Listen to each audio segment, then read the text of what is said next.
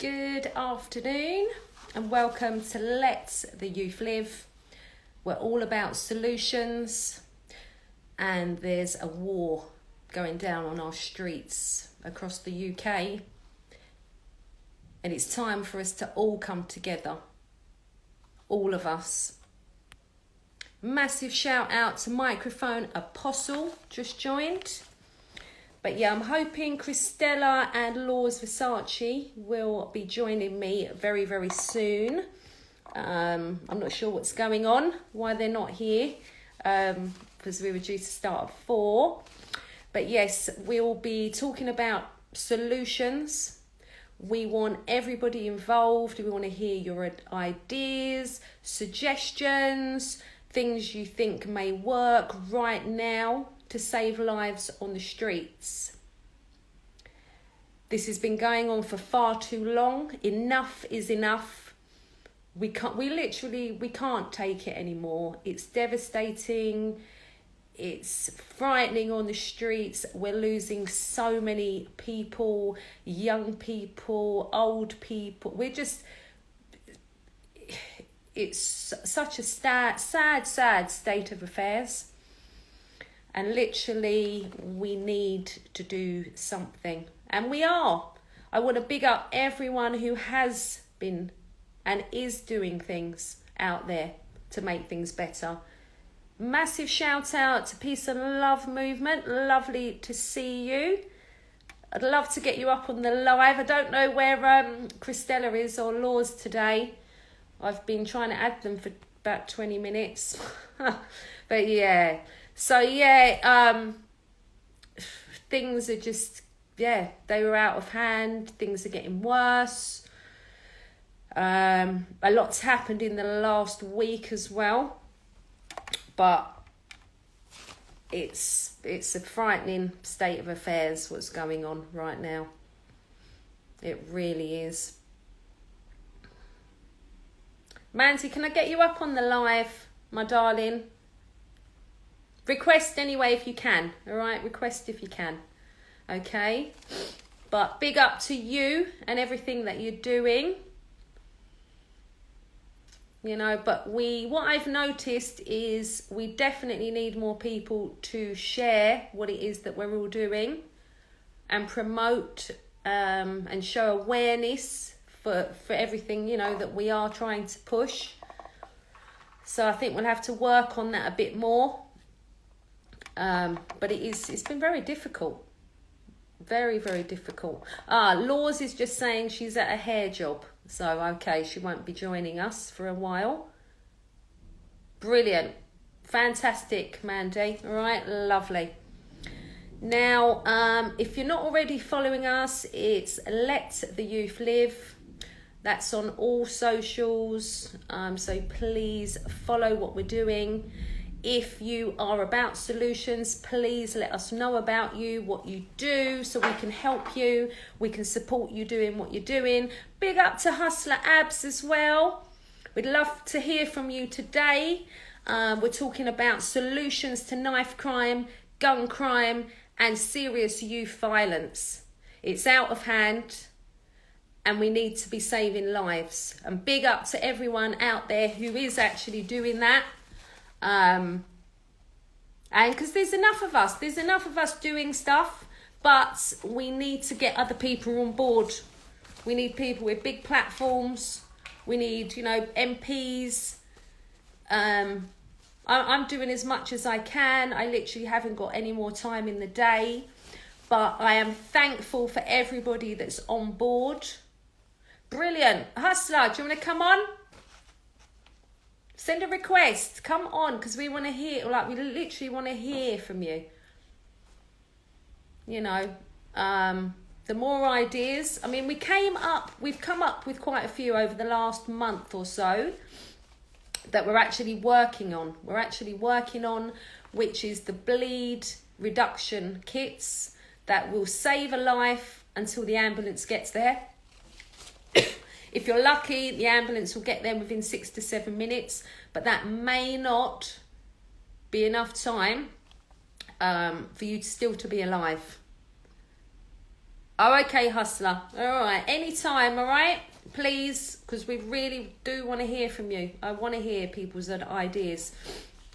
Was we're trying to get, like a top 10 at least of ideas that we can be all working on and working towards. It's the summer holidays. And literally, if you know about what's going on out there, you know what's coming, what's already been coming, what's happening. It's out of hand, and we need ideas. We need help. I support people all over the UK who are doing amazing, exceptional things out there in the community. We want to hear about more people who are doing, amazing things. We want to support you, but we also need people to support what we're doing and the people that we are supporting. Okay? We need you to share. We need you to promote life-saving things that we are pushing. So we have the bleed control cabinets. There is a GoFundMe. If you can't contribute, could you please, could you share it? Please. We had there's been a lot of murders this week. There was a murder in Brixton that we believe, had there been a bleed control kit, he may still be here. I literally witnessed I didn't know even what was going on, but I literally witnessed it was somebody having their moped stolen by knife point, but they were the biggest knives I've ever seen, and it was so frightening and so scary.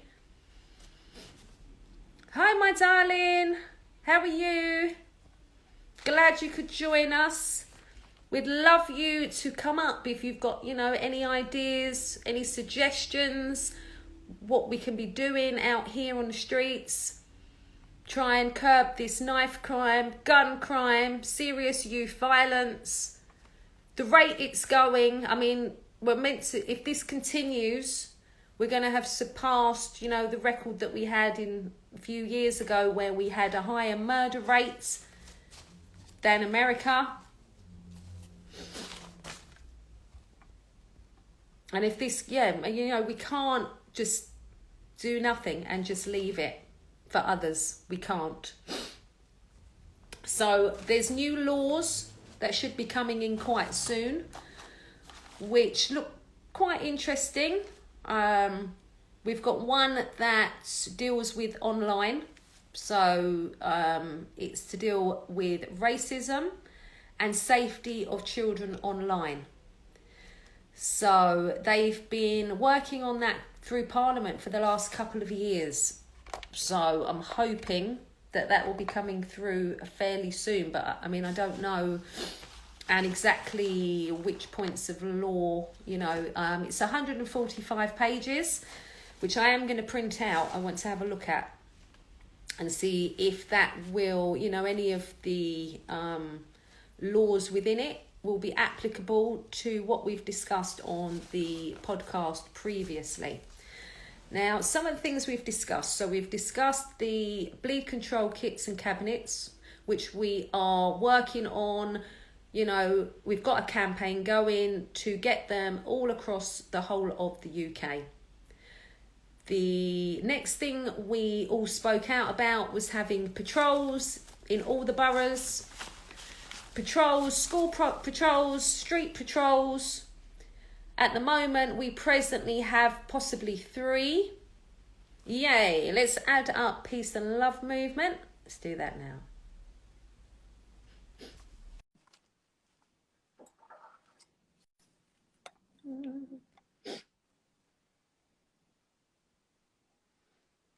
Yeah, so hopefully they'll be with us shortly. Doing it.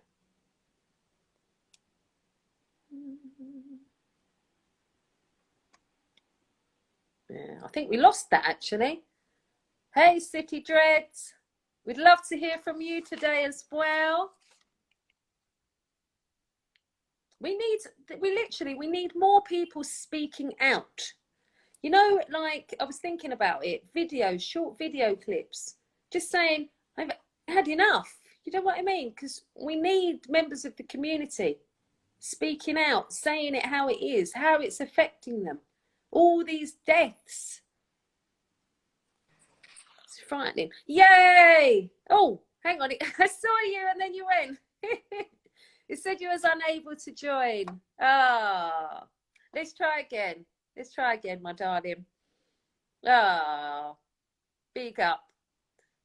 Right, so if there's anyone out there who has any contributions, who would like to speak today, let's try and get peace and love movement again. Let's try. Hopefully, we'll get her on. Yay! Sorry. That's all right. Good to see you, my darling. How are you? I'm good, but this whole everything that's going on, it's heartbreaking, Mandy. Like I've cried so much this week in between moments of, you know, I'm always a positive person. I try and, you know, keep happy, but it just comes back what the reality of what's going on the streets. Oh, it's devastating. What happened in Brixton, absolutely horrendous. I mean, you know, I saw a friend of mine had put the video up of the video shoot that they were doing. Yeah. And literally it went through my mind and I thought, I hope to God nothing happens there. You know, like, because this seems to happen a lot. Video shoots, it's like normally the ops will see that, you know, they're filming certain place. Right, let's go down, let's get them. Shane was innocent in any kind of gang. Yeah. It's all to do with this jealousy thing as well, don't you think? Where we're living in a world that's so materialistic. Yeah. If someone's got something, you know, what they've worked for and they're entitled to, someone wants to come along and take it away from them. I mean, last year was shocking. That guy was murdered for a Gucci bag. That other boy was murdered for his Canada Goose coat or whatever it was. And in materialism and this obsession for things has taken over the preciousness of life. It's a total, what's the word I'm looking for? It's a total transfer of what's actually important. Yeah. It's like the opposite of what should be important. And materialism doesn't fill you up. I mean, we all like nice things. I like nice shoes and bags and whatever, but that isn't the person that you are. Exactly. Do I look really dark? Because I'm not very good. You look quite dark. Because it's absolutely. It's not. I can see you fine. Outside. Yeah, okay. I've just got my lights bright up. That's fine. And I only just quickly jumped on because you said you didn't. And thank you for joining me today. Seriously, I see what you're doing. You are doing amazing. Like you, we try and support everyone. We share everyone's stuff. But that support doesn't always come back. No, and that's something that's going to have to change. And if that means us embarrassing people, I'm at that point. Because I'm literally... we just embarrass ourselves on a daily basis. But because our intention is good. Something I wanted to mention to you. Yeah, it's been shocking. But things are moving. This is good. So... That's how I'm feeling about it all. The knife crime prevention orders coming in. That's great. I mean, how effective they'll be, we'll have to wait and see. Because obviously, they have to apply to the court to get the knife crime prevention order in place. But at least that's set up, and so that is doable. Yeah. Now they've brought in this. Is it the online one? Yes. And they have brought in that they can come to your property, and if you've got it in your property, then you can be fined and imprisoned. I can't even believe they were allowed in your property. Pardon? I can't even believe initially they were allowed, you know, to have all the weapons and stuff in. Well, they're not allowed, but you know, people do what they do, don't they? The only concern I have regarding that, because we were talking about that in our little meeting this week, is lots of people don't keep them at home. We No, know, they like hide the them. local parks and all that. They don't, and they don't take them. You know, we know parents that have got kids that are troubled, and we're like, search their room, search their stuff, do this, do that, try and support them and advise them. But they're like, honestly, one of the mums turned the room upside down. There was nothing there, but saw pictures on Snapchat of her child. Oh, yeah. Yeah, things are moving. Things are moving around the sale of the knife, but people are smart. They find other ways. Yeah. But we did actually think that with the knife crime prevention order, with the change in the law that they can go into the property, because I'd like to think that by going into the property and finding someone with a weapon, yes, they're going to take them away. Yes, they're going to warn them. They're going to fine them, and then they're going to help them. Yeah. Yes. A lot of these people are committing crimes, and obviously we don't condone that, but people do what they need to do to survive. Do you know what I've read recently? I've read recently that majority of these people doing the serious youth violence, trauma, they're all traumatized. Yeah. It's trauma. Yeah. So what happened to me recently, and I have spoken about this with the other ladies, because we get sent so much stuff, and I do the main account, the Instagram and the Twitter, and the other girls do the Facebook. Yeah. So we get stuff sent to us all the time, and the videos and the pictures and everything. And a couple of weeks ago, we've got our event coming up in a couple of weeks as well, blah, blah, blah. But a couple of weeks ago, I got into bed and I'd been writing loads of stuff, and my mind was just overtaken.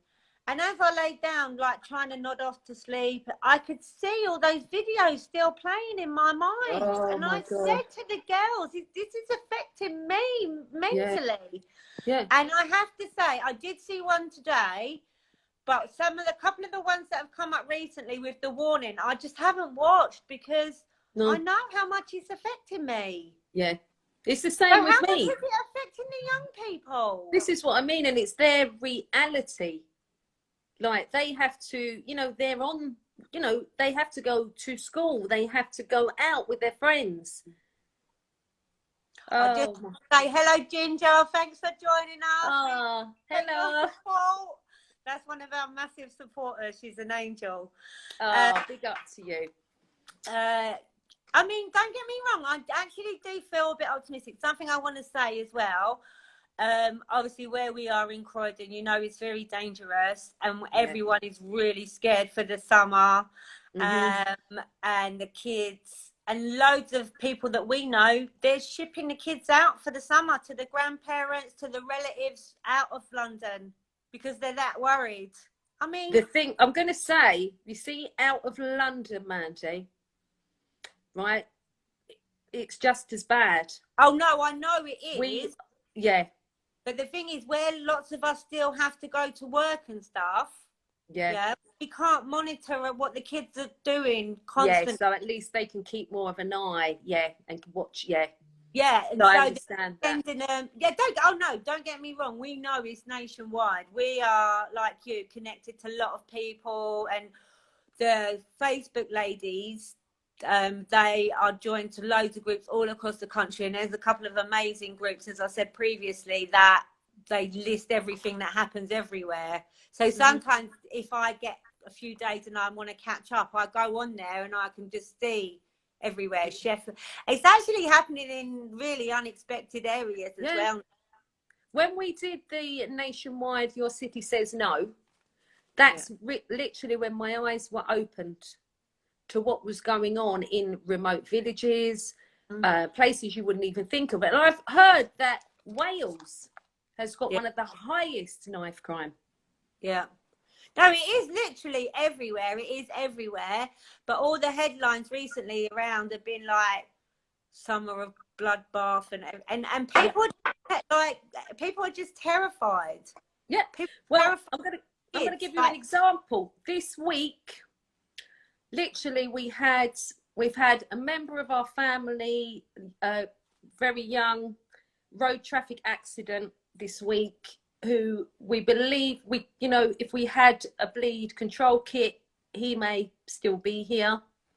We've had attempted robbery outside my house. I didn't know what was going on, Mandy. I heard some noise, went to my window. I look out of my window, I look to the left, I see a car pulled up, loads in it, a guy there standing with a huge, it must have been a machete or a sword, with someone on a moped. Then I look directly down, because I'm above a Tesco's, and in the Tesco's there's at least 4 or 5 of them bellied up.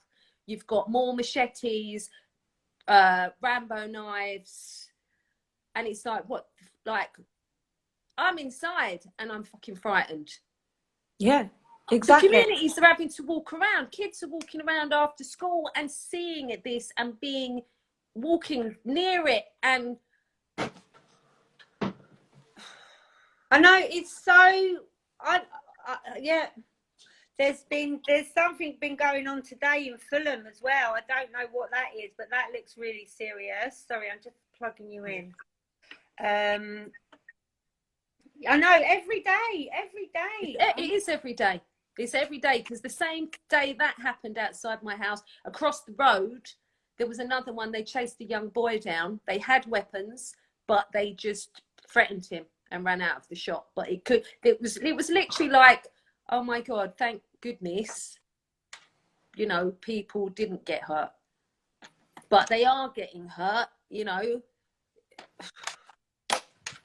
I know. The thing is, I saw Pastor Lorraine as well this week. I mean, she is just crying out for help. Yeah. She's look at every. You're hanging on your Wi-Fi, I think. It's cut out a bit. My battery was going. Is that what it was? Yeah. Yeah. So, no, the things that have come in are definitely going to help, but we need to stop the sale of the illegal weapons. The petition has been dead in the water this week. We're really struggling again. Yeah. But the thing is, it's frustrating when there's people with such huge followings that if I'm just going to say, shout out.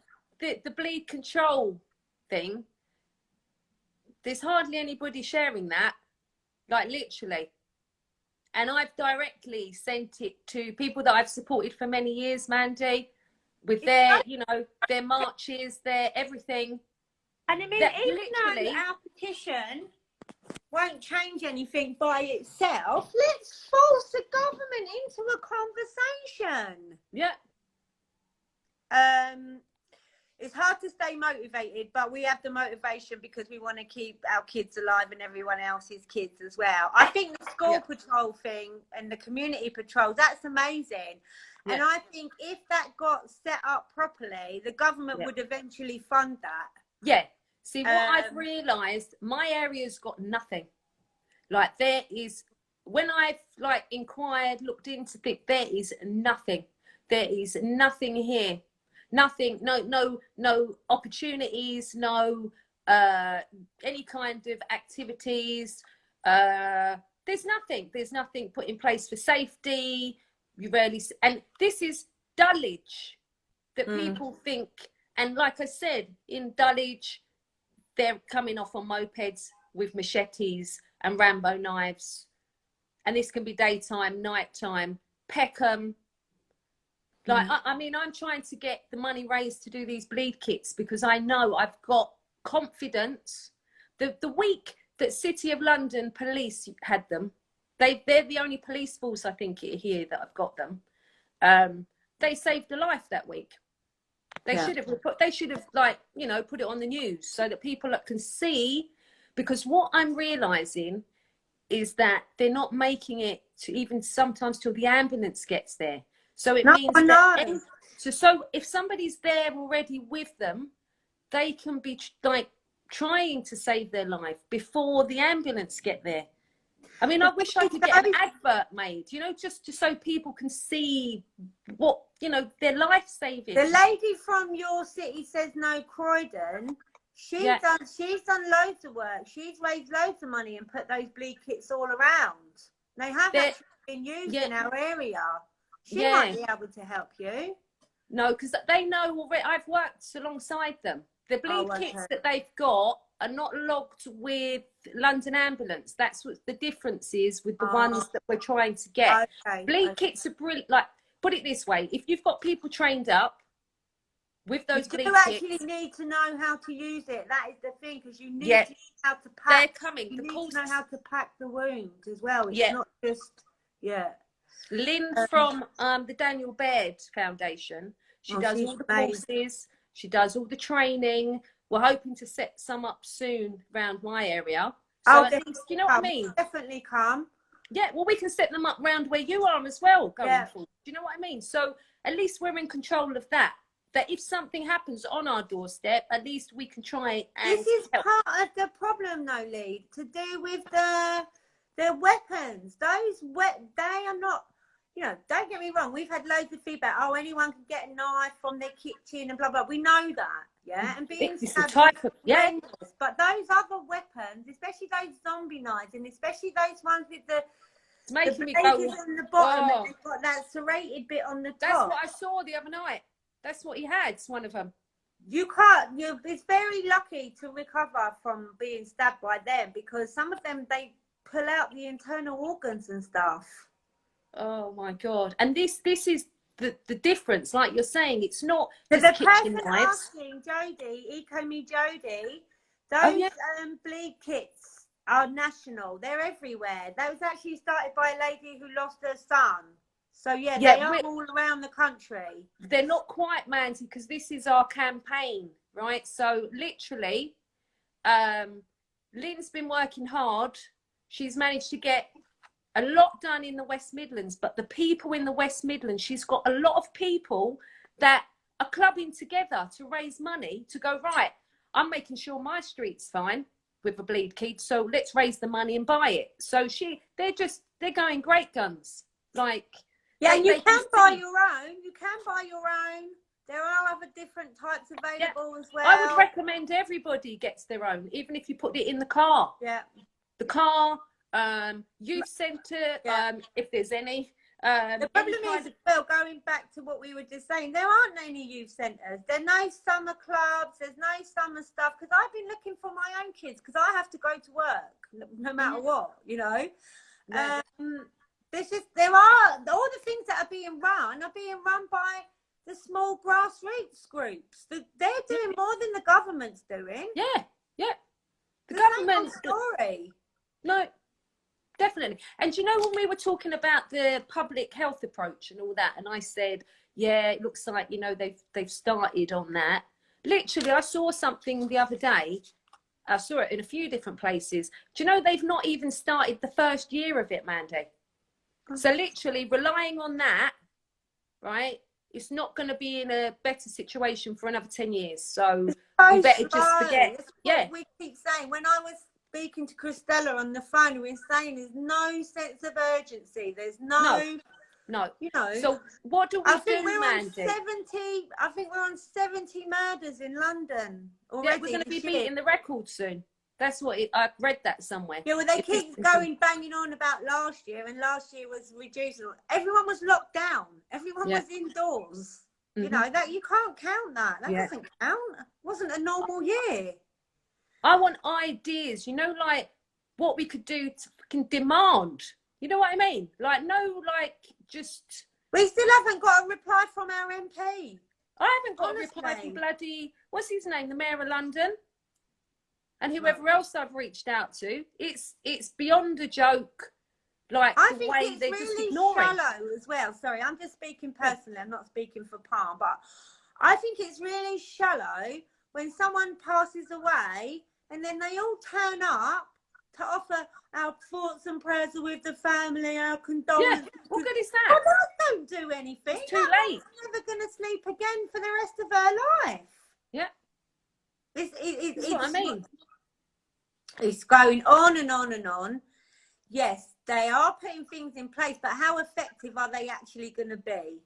Because we live on those streets, like you've just said, it's happening outside your door. It's not happening outside their door. No. Yeah. I was so, do you know, like, I've seen videos, right? The videos going around, you know, with these, it all kicking off and the weapons and that. But when it's right fucking there in front of you, like, it's different, man. It cuts different. You know, sorry, wrong word. But yeah, no, because it's real. It's in your face. Mm-hmm. And then, like, literally, what can you do? Like, what we can't, you know what I mean, go down and grab the weapon or stop, you know what I mean? Well, and it just made me feel so vulnerable. That I really respected those members of the public because they were really brave. Remember that older guy that was stabbed just a couple of weeks ago in Oxford Street? He did unfortunately pass away, but some members of the public actually apprehended him and held him until the police big up came. to them. This is what I'm saying. Yeah, but the thing is, there's also been cases like that poor dad who intervened at something at his family barbecue and tried to. And that's the end of him. I know. It's disgusting. And I have to say, like, the kind of personality I am and the other mums are, we would be prone to jump in and be like. That's like me, man. So, you know, the other night. I know. At what cost? Yeah, this is the thing. Just want to shout out J Gang. If you're there, please request, all right? Because we want you on the live. I definitely want you on the live today, all right? If you're there. In fact, I'm going to check if you're there because I want you on. Because we need to hear your opinion, please.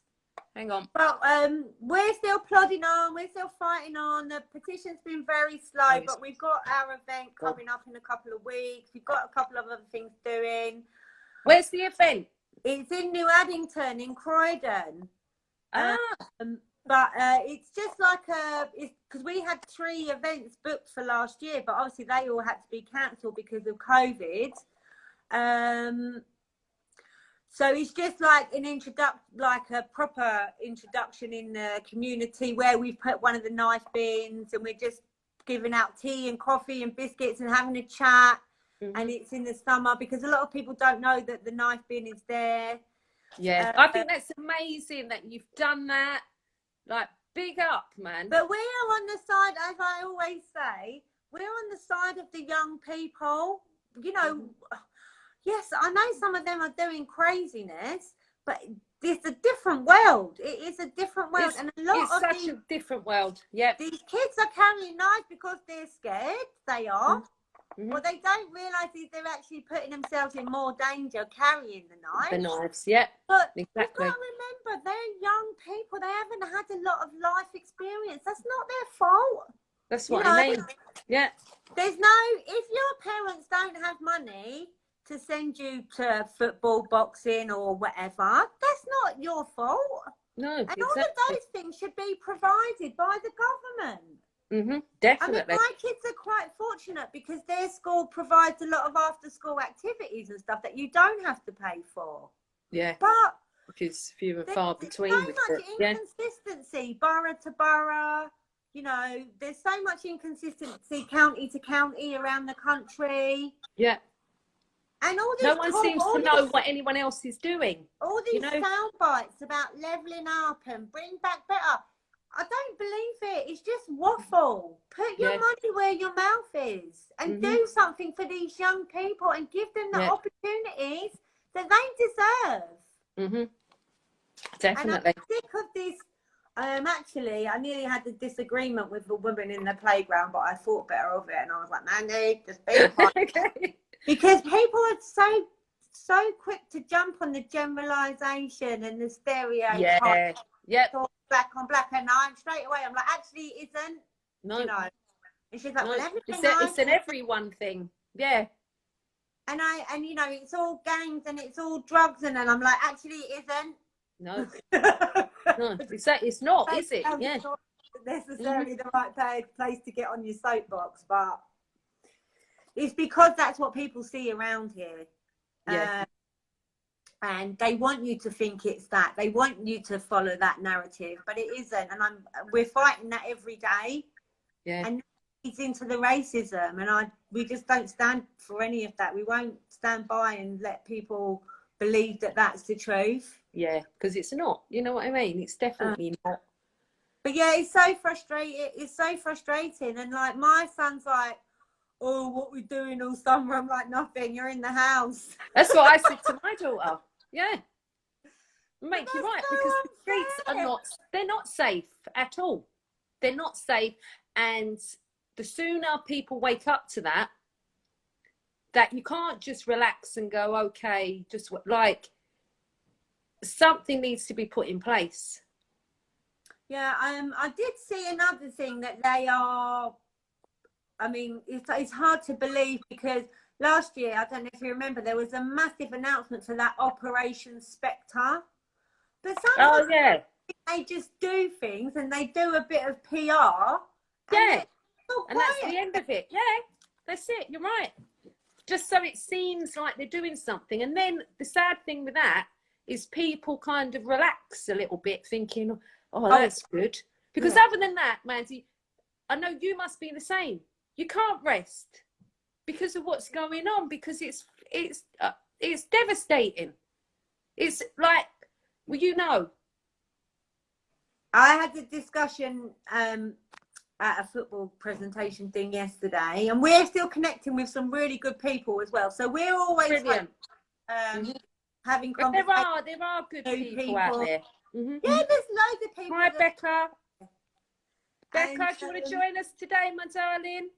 We'd love to see you. What about Ginger Scissor Stitch as well? Anyone wants to come up on the live and join us?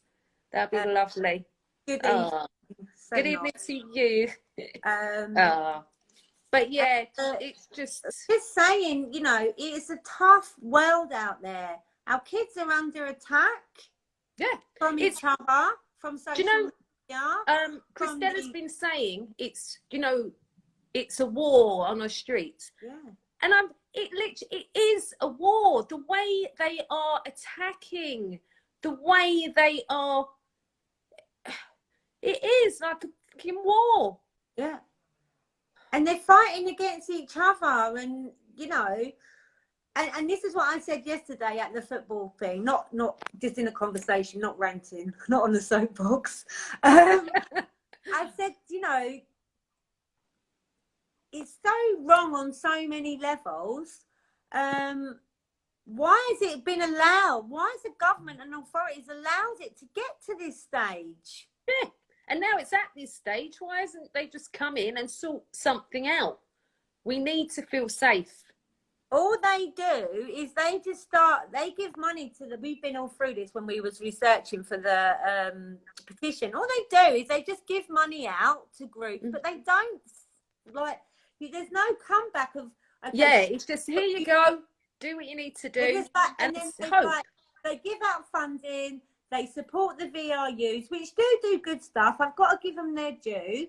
But they're still all connected to the police, and a lot of people won't deal with the police. Yeah, no, definitely. Because all those bridges are broken and they need rebuilding. Yeah. There are people rebuilding bridges, like Farron and Karen Thorman. She's amazing what she's doing. I love Karen. Yeah, she's wonderful. I had a lovely chat with her on the phone. You know, and all those people building the bridges. But it's not coming from the other direction.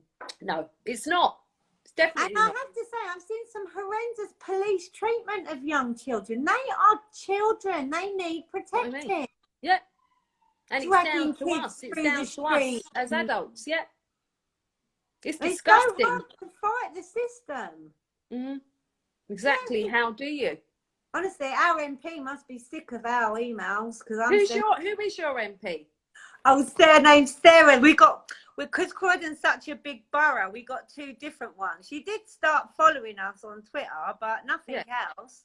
I mean, I'm tweeting all them people. They won't even acknowledge our tweets. Oh my God! So they just ignore us. A tweet as well. You'd think, I always thought people answered tweets. No, I only answer what they want to answer. No. But yeah, it's shocking. It's heartbreaking. It's not fair, you know. And all these sound bites about all their little logos and slogans. It just makes my blood boil. I just think they're full of rubbish. And I'm at that point. I'm sick of it all now. All the bullshit. It's so hard because when we was at the demo, I'm trying to get a copy of the speech from the demo because 20 minutes, Mandy was just, I don't know, nothing came over me that day, and I'm just like, oh, brilliant, whatever, think what you want. I'm so proud of you that you did that, because I know what it's like when I've been on the mic before, and it's But I proper ranted for 20 minutes. I didn't mean to rant. The podcast was actually a lot better. I thought you were fantastic, all three of you. They were so brave, weren't they? All of you. You were just, oh man, you done fabulous. We really picked up a lot. And it was good to get to know the others as well. Yeah. Because obviously so. And Jazzy was at the demo, and Lee. So. Oh, is that the other two? Yeah. There's 5 of us in like the main core group, but we got loads of people that help us, like handing out flyers and all. We got, but God, that's brilliant, man. I've only got a couple of hands this thing's. Well, we lost a couple already. You know what it's like, but because we have how we operate, people just do what they can, and we're grateful for what they can do. Yeah, exactly. This is not our job. The amount of time I've said, people were like, "You ladies, you need to do this. You need to do that." We're like, sorry, we've got to go to work. We've got bills to pay. Yeah. This is not our job. I know. Doing this, on the side. But yeah, no, I'm trying to get a copy of that because I did say a lot of things, and it was really touching. There were so many people there, and there are people that really, really care, really genuinely do care. Yeah. But and there is definitely. And there's a lot of people that you just don't know what to do. Yeah. You know. Yeah. But it's about getting them on board with what we're all doing. I know that things are moving in the right direction. I was going to say that. Definitely things are on track. This new thing where but it's like, how much police time are they going to be able to dedicate to it? That's the question. How much police time they're going to be able to, if they know who the knife carriers and everyone are. Yeah.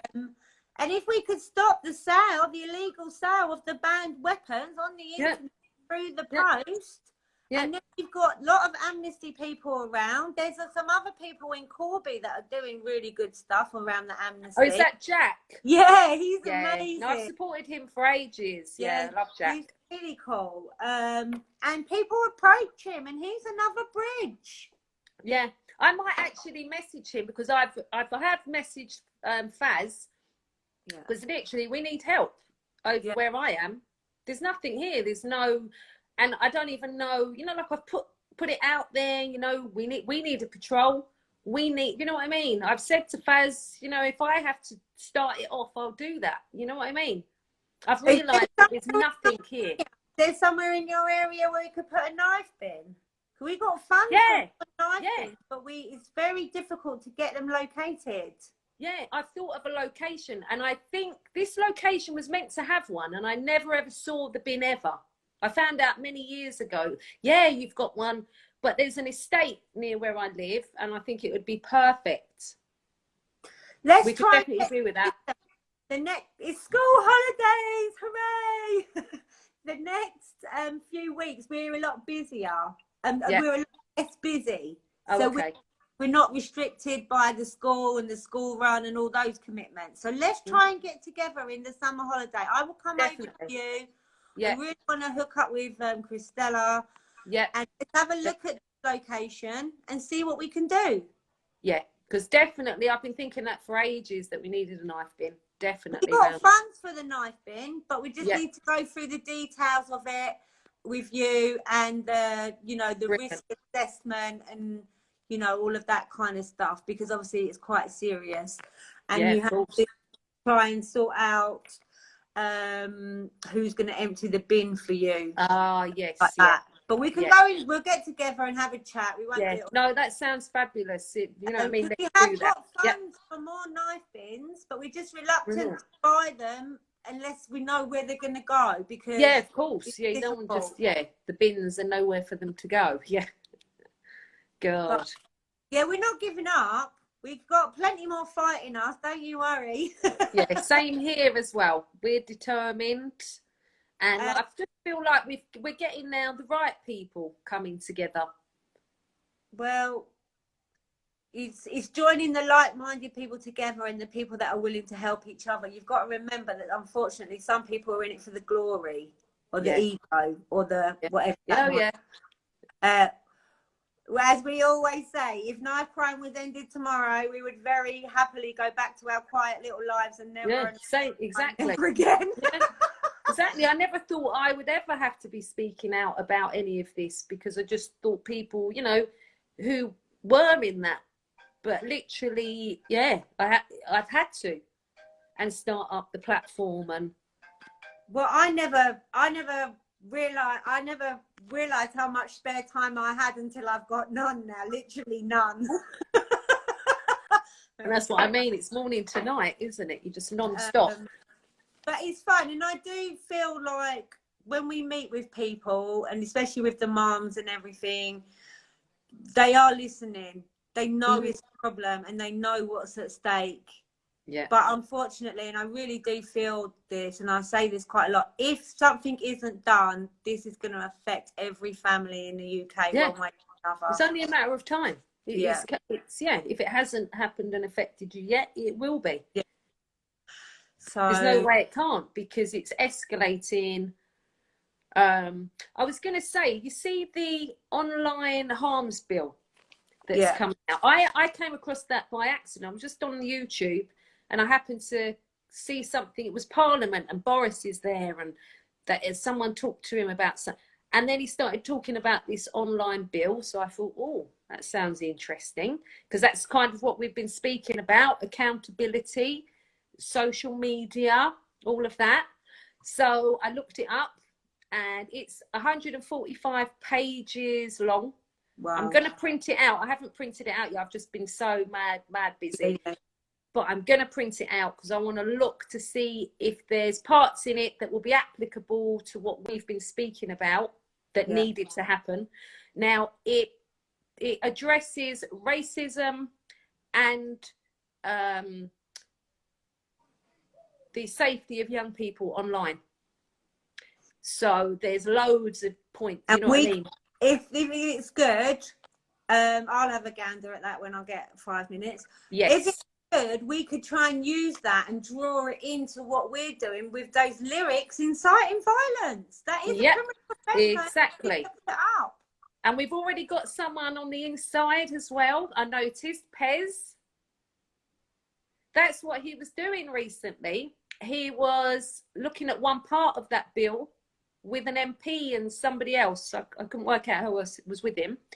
And they're looking into things that need to be amended or added to do with the sales of knives and to do with the weapons. So he's looking into that. But I've said I want to catch up with him, because literally we need him to look about what you know what I mean, what we've been speaking about, to sit, and also to see if he could get something implemented, because he's already in there, if you know what I mean. No, I think that is brilliant. That needs to be done, but it's going to be one of those things that's going to be slow. So we need other solutions working, because any huge acts of parliament, they take so long to get through. It's already been in 2 years. Has it? Yeah, because that was the amazing thing. When I looked, because I was thinking, they're just talking just now about it. When I looked, it's been going in and out of Parliament, and it's now at the White Paper. Okay. So is that when they've actually they've done the actual law, and then it goes through for people to look at.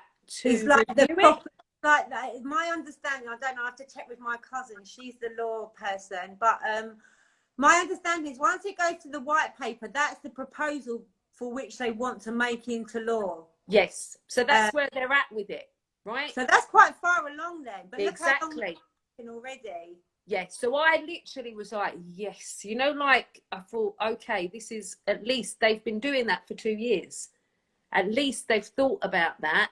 Now, what they're going to do with this, and this is really, really, this, I found this very good, right? So that the aim is that they're going to take 10% of their global revenue, right, for anything they do. Yep. And then what was the other thing? So 10% on that. They're going to have Ofsted involved in all the posts and all that. So I feel a lot better that it's going through Ofsted, because you know they're going to actually look at things. Well, that's a really well-established organisation as well. Yep. So I'm feeling really positive about that. The only thing I want to check is that the laws within it are applicable to what we've been speaking about. So we'll have to, and the age groups that we're dealing with. Yeah. Yeah. Sometimes you get the cut off by age, don't you? Yeah, because we've got to make sure that, yes, if this is good and it's going through, that we've got what we need in that. Absolutely. I do think it's going to happen, and I think that a lot of it is connected to the racism and the high profile and all of that stuff that happens with football. That still helps. Yeah. And that needs to be, you know, definitely. It's unacceptable on any level. Yeah. Yeah, I mean, that's positive. You know what it's like? Sometimes you see things and you read things and you're like, oh my God, that's brilliant. Yes, yes, yes. And then something else happens and you're like, you feel your head dropping down again. But we just got to carry on fighting. Just keep doing what we're doing. Yeah, absolutely. Exactly. Just keep going. Get more people like-minded on board with what we're doing. Get, you know, these solutions out there. I want to get on with the bleed control kits, so I can start, you know, like seeing videos of people being saved. I actually want to see some of them videos. Yeah. But like you're saying, I would love to see some sort of censorship on those videos. I mean, that one the other day when that was the end for me. I have to give myself a break from it. Too much watching all those horrific videos. Yeah, like you say, we need some positive stuff. We need start seeing, someone who's been saved. Like that would lift us, you know, to keep going. But we can't just keep allowing them to just die in the street and, you know, not making it to the hospital. Every report I'm hearing on the big platforms, they're all saying the same thing. The kids are not making it to the hospital. And they're also this is another thing that's changed as well since we've been speaking out about it. The filming of people dying, the big platforms are saying, like, this is wrong. You shouldn't be doing this. It's about time they started doing it, and they seem to, a lot of them are doing it, and that's been in the last couple of weeks. If they introduced some sort of, you know, fine or penalty for them being uploaded, that would soon stop. Yeah. You know, and the thing is, they can censor stuff, because they censor stuff all the time, those social media. I'd like the people nicked the ones who were doing, you know, like their metadata was on there. There's straight away they can tell where that came from and who did it. And you start nicking a few people for that, I think that people would slow down. If they had even if it was just a small department, a small police department, just addressing that, honestly, really make a difference. Definitely. And you had the message. That's why we're zero tolerance. Zero tolerance. No, I don't care. There's no excuse for carrying a knife. If you're not a chef, you shouldn't have a knife. No. And they need to feel the consequences. That's when people learn, when they feel the consequences of their action. The problem is, as you saw in the podcast that we did, when our Sally's son was stabbed, there was no one. I mean, she done so well. So proud of her. Yeah, definitely. No one's ever been held accountable for that, and all of their lives are affected forever. They live 60 miles away, which is heartbreaking for me, because I only see her once in a blue moon now. And then we talk a lot, but it's not the same as popping round and having a cup of tea and a catch up. No. Exactly, and that was horrific, all of that. What happened to her son, and then was it the other son as well, or sons? Didn't they get held up at knife point? The other son was robbed at knife point, And Gemma, was really brave. She stepped in because she's one of our behind the scenes mums, really. She does a lot of research and stuff for us. So we send her loads of stuff through and say she's done a lot of investigating on the websites, and then she comes back, like when we have our meeting, she's like, right, I found, honestly, the stuff that she finds out, she blows our brains. But there's a lot more that happened with her daughter when they tried to recruit her daughter into the gang than she actually... Oh, yeah, I heard that. Yeah, when she was saying about that. That was, oh, my God. Yeah, because where she's a bit shy, and she sort of just came on to help us out because it was such a good opportunity to get that. That was brilliant. But do you know what I mean? You did really well. It was good to get to know you all as well. You know what I mean? And you spoke out. We're just ordinary mums. We're just ordinary people. But, and I'm not a dramatic person, obviously, you know, but we are scared.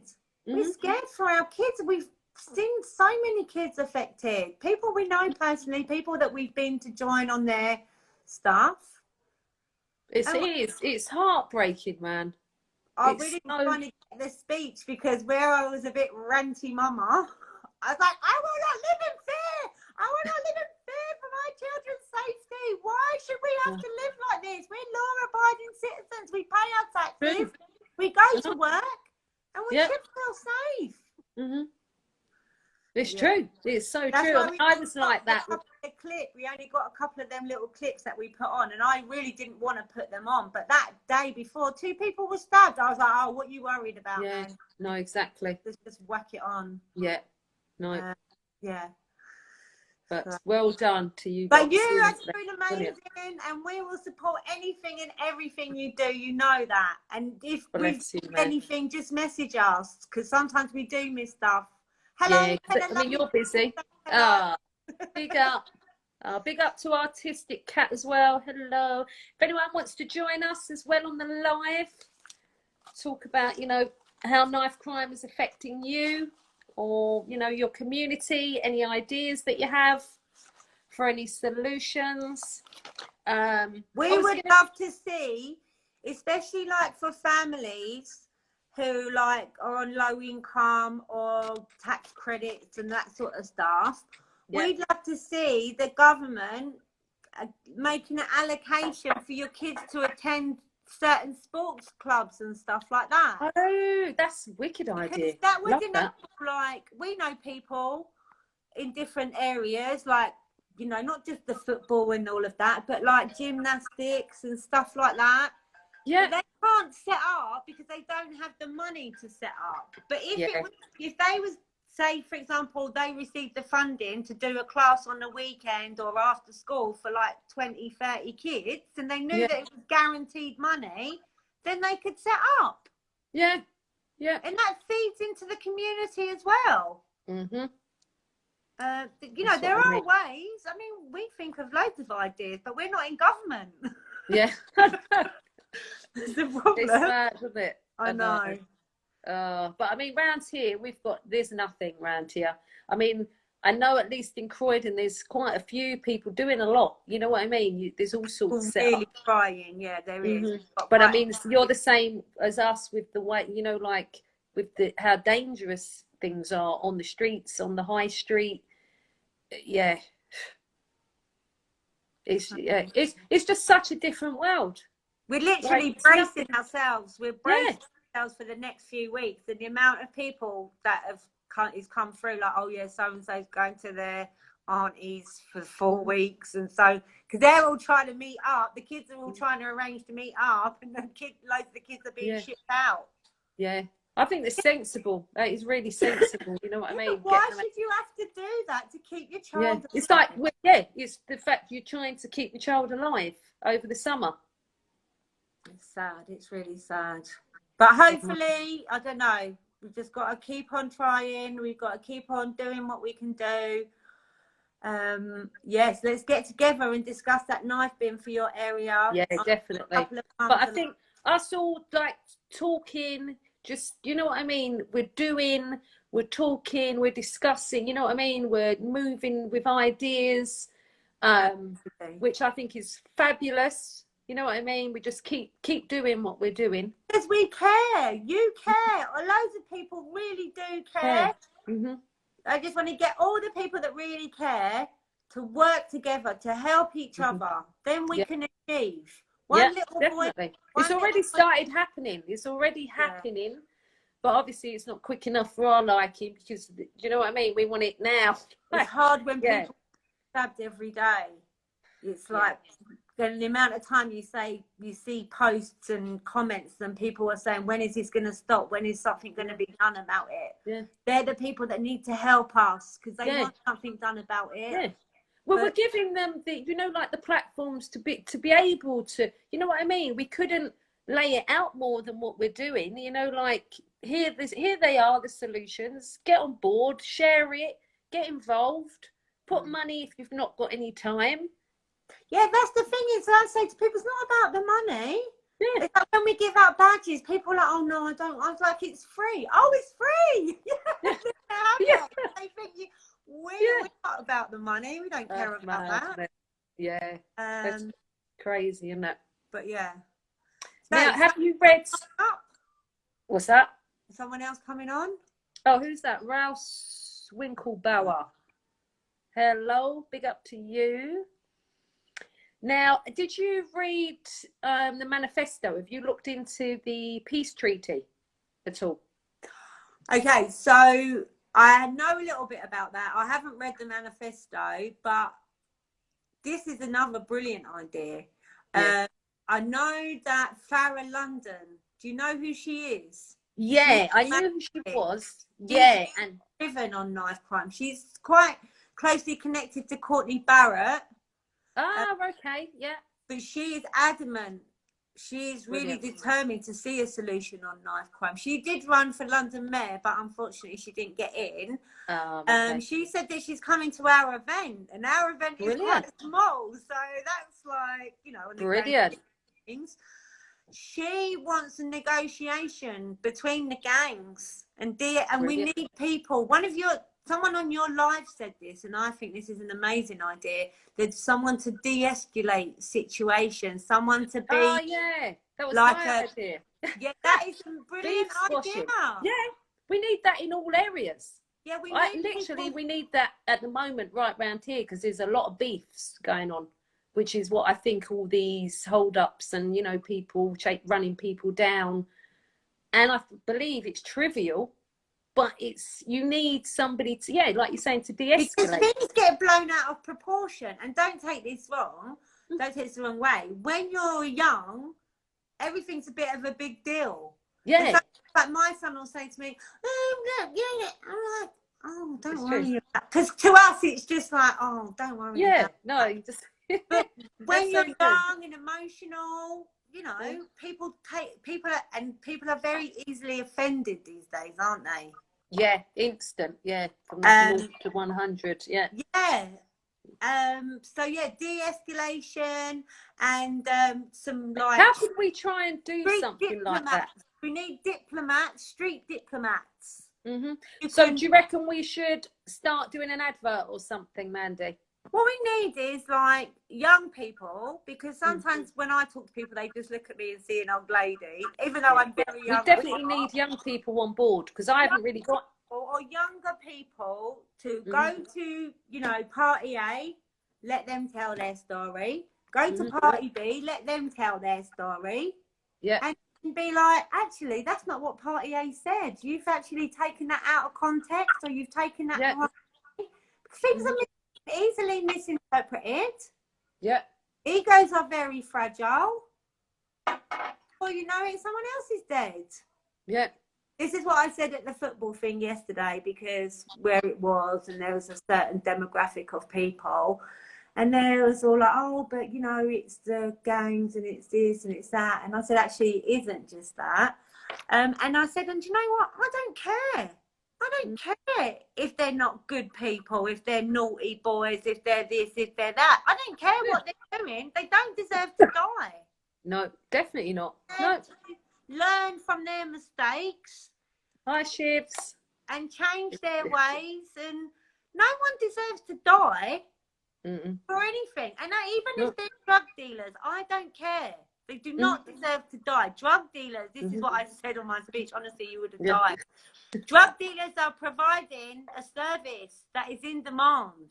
Yeah. Oh, yeah. And it certainly is in demand as well. Yeah. It's the basic business model. So that's what I said on the speech. And I was like, so everyone, to all the upper class and the middle class people judging and pointing the finger and saying it's this, that, and it's gangs and it's criminals and it's drugs, you're some of the biggest consumers of drugs in this country. Yeah. So I said, so my question to you is, where are you getting your drugs from? Honestly, you could have had a pin drop. Jasmine was like, Mandy, but I was just like, I just... Needed to be said, though. The thing is there's no more time to beat around the bush.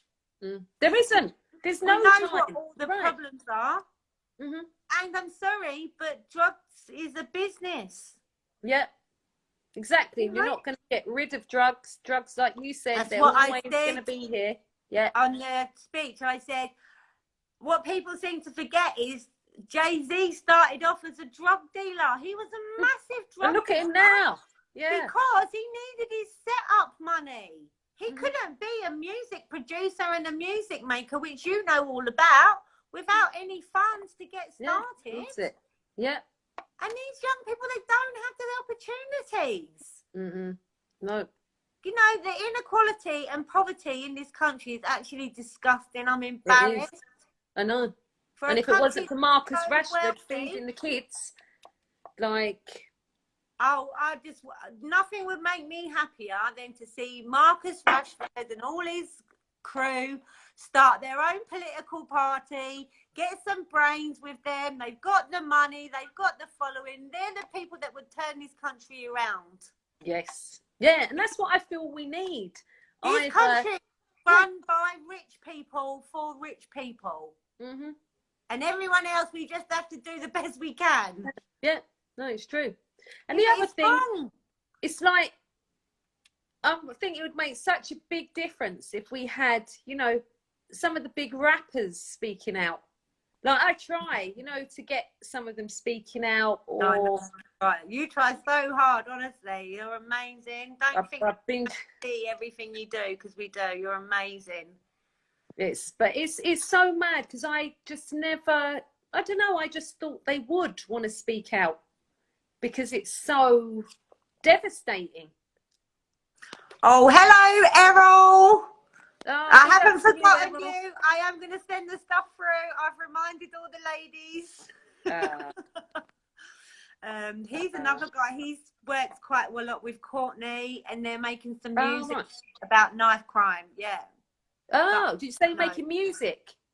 Yeah, Errol Lamsey. Oh, you have to send that to me, Errol. All right. He's super cool. He's just putting it together at the moment. Brilliant. Yeah. So yeah, I mean, we're still connecting with people. We're still doing what we can. Yes, the petition's been a bit dead in the water, but you know, things go up and down in life, don't they? You know. Yeah. We'll be hammering. It's like mine, because my GoFundMe, it's like the first week I got a bit of interest, and then it's been like 4 months. Yeah. So I'm back on it this week. I've decided all of my artists, anybody that I play their music or do anything for, they need to either donate or share it. Yeah. That's where we're at. I want these bleed kits out ASAP. Like, I'm not, it's beyond a joke. Like, they should be everywhere by now. We've literally, there's nothing here. We haven't, you know what I mean? I think we've got 2 in the train station. Yeah. And that's it. What we also need as well is like a little directory, even if it's just a post or whatever, so people start to learn where they are. Because I actually know where there are quite a few in our area. Obviously, what's that? Oh, the actual, yeah. And I was going to say, do you know what would be really good as well? Because I think we're going to have to do this all in our own area, like you know, like where the kits are. Now, do you know about the safe zones? Which is that what they're running in Croydon as well as Brixton? It is, but Croydon's very big, and it's kind of over the other side from where I am. Right, what's the yellow dot scheme? Is that the same, or is that something different? I'm not sure what that is. All right. The Forever Family do some patrols in West Croydon. Right, yep. And I think they're quite closely connected to Farron, if I remember correctly. Okay, yeah. And they seem to be doing quite well, and they've been getting... We need to just have that, you know, like spread out so we have more of the same in different boroughs. We just need it to just get bigger and bigger and bigger, and then just work all together. And network it together. So, no, that's not our area. You need to go to blah, blah, blah. Like a network. Yes. I'm just going to say, Artistic Cat says, my dad is going to join. Right, just get him to request, all right? And then when he comes on, I can pop off because I've got to put my dinner on in a minute. Oh, okay. Oh. Thank you for coming on today. I just wanted to jump on with you because so glad you did as well, man. You're on your own. Definitely. Right, Artistic Cat, yeah. Get your dad to... Yeah, brilliant. Right, he's going to. Big up to Jennifer as well. And just send me a message when you get time and let me know a few days when you're not flat out. I know you're flat out. And I'll come to you. Crazy. No problem. We'll come over to you. Yeah, no, we definitely will. But it's always good to have a look at the location that you're considering as well. Because I can take some pictures and take it back to the other. And I need ideas and help here. You know what I mean? So how do I get, because there's nothing that, like, I feel like we need a meeting, a local meeting, but I might do similar to what you've done, because that sounds brilliant, or what you're doing, your event. So it's a way of getting all what we're doing is we're just, initially it was meant to be our first event last year, which we called a meet and greet. So just come along, we tell you about who we are, what we're trying to do, we put up all the posters of the information and stuff. Yeah. We give out free tea and coffee and biscuits to tempt people. We provide all the tea and coffee. They just have to bring their own cup because they don't want to deal with all washing up. Right, bring your little travel mug along, and we'll, tea and coffee. This is another one of our mums. Hello, Sharon. She's a massive help in the house. She's been doing some work and helping us on the Facebook because we've been really struggling. Hello, darling. And then we're going to try and get people to sign the petition there and then and get a bit of a boost on. Obviously, we've got thousands and thousands of more badges to give out for anyone who wants one. And to ask questions that people, want to ask us questions about what we're doing and what our plans are and what we're hoping to achieve. Right, I'm just going to take the live. Oh, we've got my friend Romantic Serial Killer wants to come on. All right, so we'll take him on. We'll put him on in a minute. I know you need to go, Mandy, to get your dinner. I don't even put my dinner on yet. I wouldn't worry. It's only because the kids will be like, oh, I know. And school holidays, we've got to keep everyone happy. Yeah, I know. We've got 6 weeks. No, I really appreciate you letting me come on with you today. Always a pleasure, man. It's always a pleasure to get you on. And the thing is, between us, it's kind of, like what I might not know, or you know what I mean? Or it's brilliant. It's so good that we're all connecting like this now. It's been so needed. And I definitely still feel like we can make a difference. We are already. Because I was thinking today, like normally I come on and I say, right, we need to work together. And I thought, hang on a minute, no, everyone that's been on here, we are all working together. What we need is more people to join us. Yeah. That's what we need. Yeah. That is literally what we need, more people to join us. Because we're all doing amazing fighting. Like we've got all sorts of normal life shit going on. You know what I mean? Yeah, absolutely. And we're doing this outside of it. I've even, like myself and Christella as well, like we've had to fight off. Oh, I know. But we feel like I'm pestering her sometimes when I'm texting her because she's so young and beautiful. But I'm like, why am I not wrong with you? No, she would never mind. She'd love that. Got a massive heart. She really cares. She's like I am. She's like, that's why I get a bit ranty. But it's hard not to. It's hard not to. Sick of these lives being lost and the families being devastated. Yeah. And the ripple effect, as you know, is just catastrophic. It's catastrophic to these families. And like I said yesterday, I don't care who they are or what they do, if they're up to mischief, if they're naughty, good, bad, whatever. They don't deserve to die. They deserve a chance to learn from their mistakes. Yeah.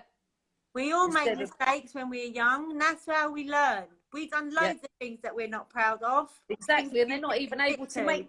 Yeah, exactly. They're not even being given that chance to make a mistake of any shape or form, and that's the end of their life. The young people are the future of this country, regardless. Yeah. So that's what I said as well in the speech. Yeah. What are we going to leave them? A country full of negativity, hate, anger, hurt, and trauma. pain, we're leaving them with a lot of trauma already. Yeah. But we've still got time to sort it out. We have still got time to turn it around.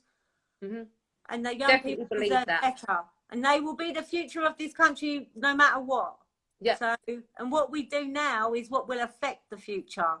Exactly. And at least we are doing. Yeah, and I think the right people will come together and we will make a difference. Yes.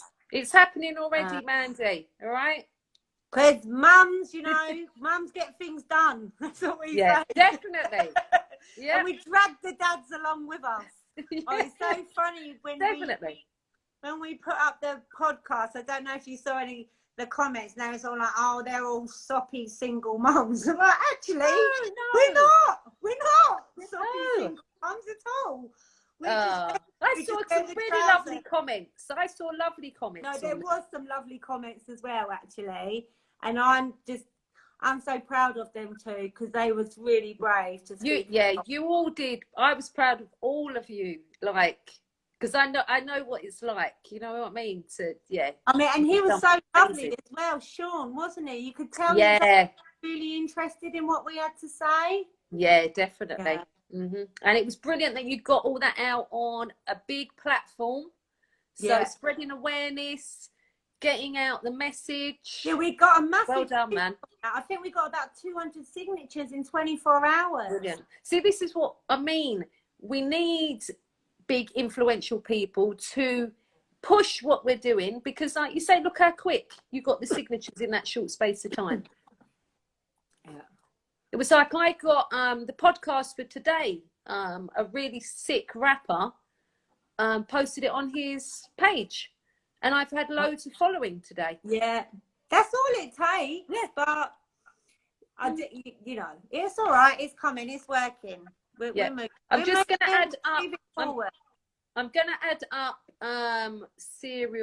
a romantic serial killer in a secchi. All right. So I'm going to let you go, Mandy. Yes, all right. Okay. Lovely to speak to you. Loads of love. Lovely to see you and speak to you. And give my love to all the mums. All right.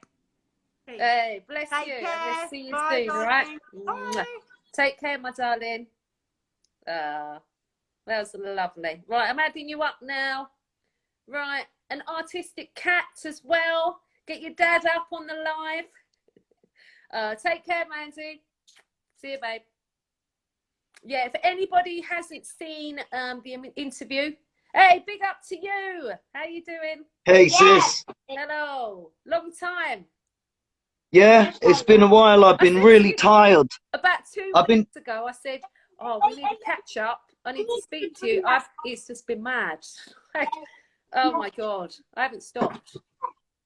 Literally. I was just saying to my wife, no, it's a very difficult issue, this whole thing. But when I heard the sister in Mankind just a minute ago say they don't deserve to die, I couldn't actually help thinking, you know what? Come and rent a flat in my ends for about 3 months and see it firsthand. And you will leave here saying some of them do deserve to die, but they deserve to die by the hands of the state. I'm talking about nonces, rapists, people who will gladly stab women like the sister in Mankind who said that, just for a few pennies from her purse. Yeah. One guy stabbed a guy in the heart for an iPhone 6 in my hands. I know, I remember. That guy deserves to die. I'm sorry, but he does. And that's my opinion. I know it's a bit controversial, But I think it's wrong to say they don't deserve to die, is what I'm saying. They shouldn't be killing each other. Yeah, I agree with that part. But a lot of these people are toxic, narcissistic, horrible people, a lot of them. And if you live in the hood yourself, you probably know what I'm saying, sis. Yeah. You know exactly what I'm saying. You live in a hood, don't you? You live in... I do. In a mad area, yeah. And it can be disturbing even to hear people say they don't deserve to die when you know what some of them are like. I just wanted to make that point. I know it's a bit of a mad one, but I think the state should deal with those people in a very harsh manner. The state should. Personally. But how do we get them to do it? I mean, for example, let's see if this sister would like to comment on what I want to say now. So there was a situation a while back where a nonce was caught inside a house. I'm not going to say whose house, and I'm not going to say whose children's bedroom he was caught in when he was supposed to be using the toilet.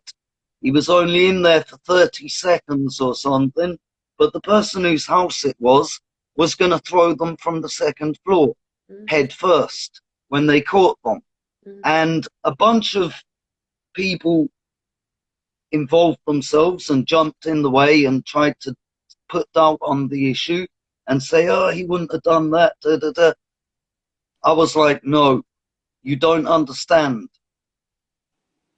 The guy did it, right? He was in the children's room and he was caught coming out, running out, pulling his fucking trousers up as well. Yeah. Right. So he was about to try something.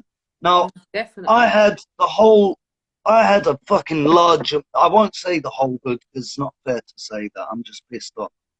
I had a large amount of people confronting me, trying to protect that guy. And I tried to get him myself to lay hands on him. And, you know, I was stopped by about 15 or 20 people. I tried to get at him for about 2 weeks. And half the people in the hood prevented me from touching him. So I said to them, listen, you're giving him a wrong fucking message here. Because now you're telling him indirectly that if he does this again, you're going to back him again. Yeah. And how many times are you going to back him when he's trying to nonce kids as well? What the fuck's wrong with people? I'm just gonna say, I said to them, listen, peace and love. I said, listen, they would not. You're going to give this guy that indirect message there, and he is going to do something again. Watch. I said, you watch, right? I said, cool. I can't touch him because you lot won't let. You're coming after me, tooled up and shit, and telling me, no, you can't touch him, bro. He's one of the men, them. I was ready to war with all these people, and they know it, and I'll say it on the live, and I don't mind if it gets uploaded, because everyone in my hands knows. I was ready to go to war with everybody that confronted me on my own as well. Armed response were called out. There was a situation. I can't really talk too much about anything, but there was a situation, yeah? And armed response ended up called out.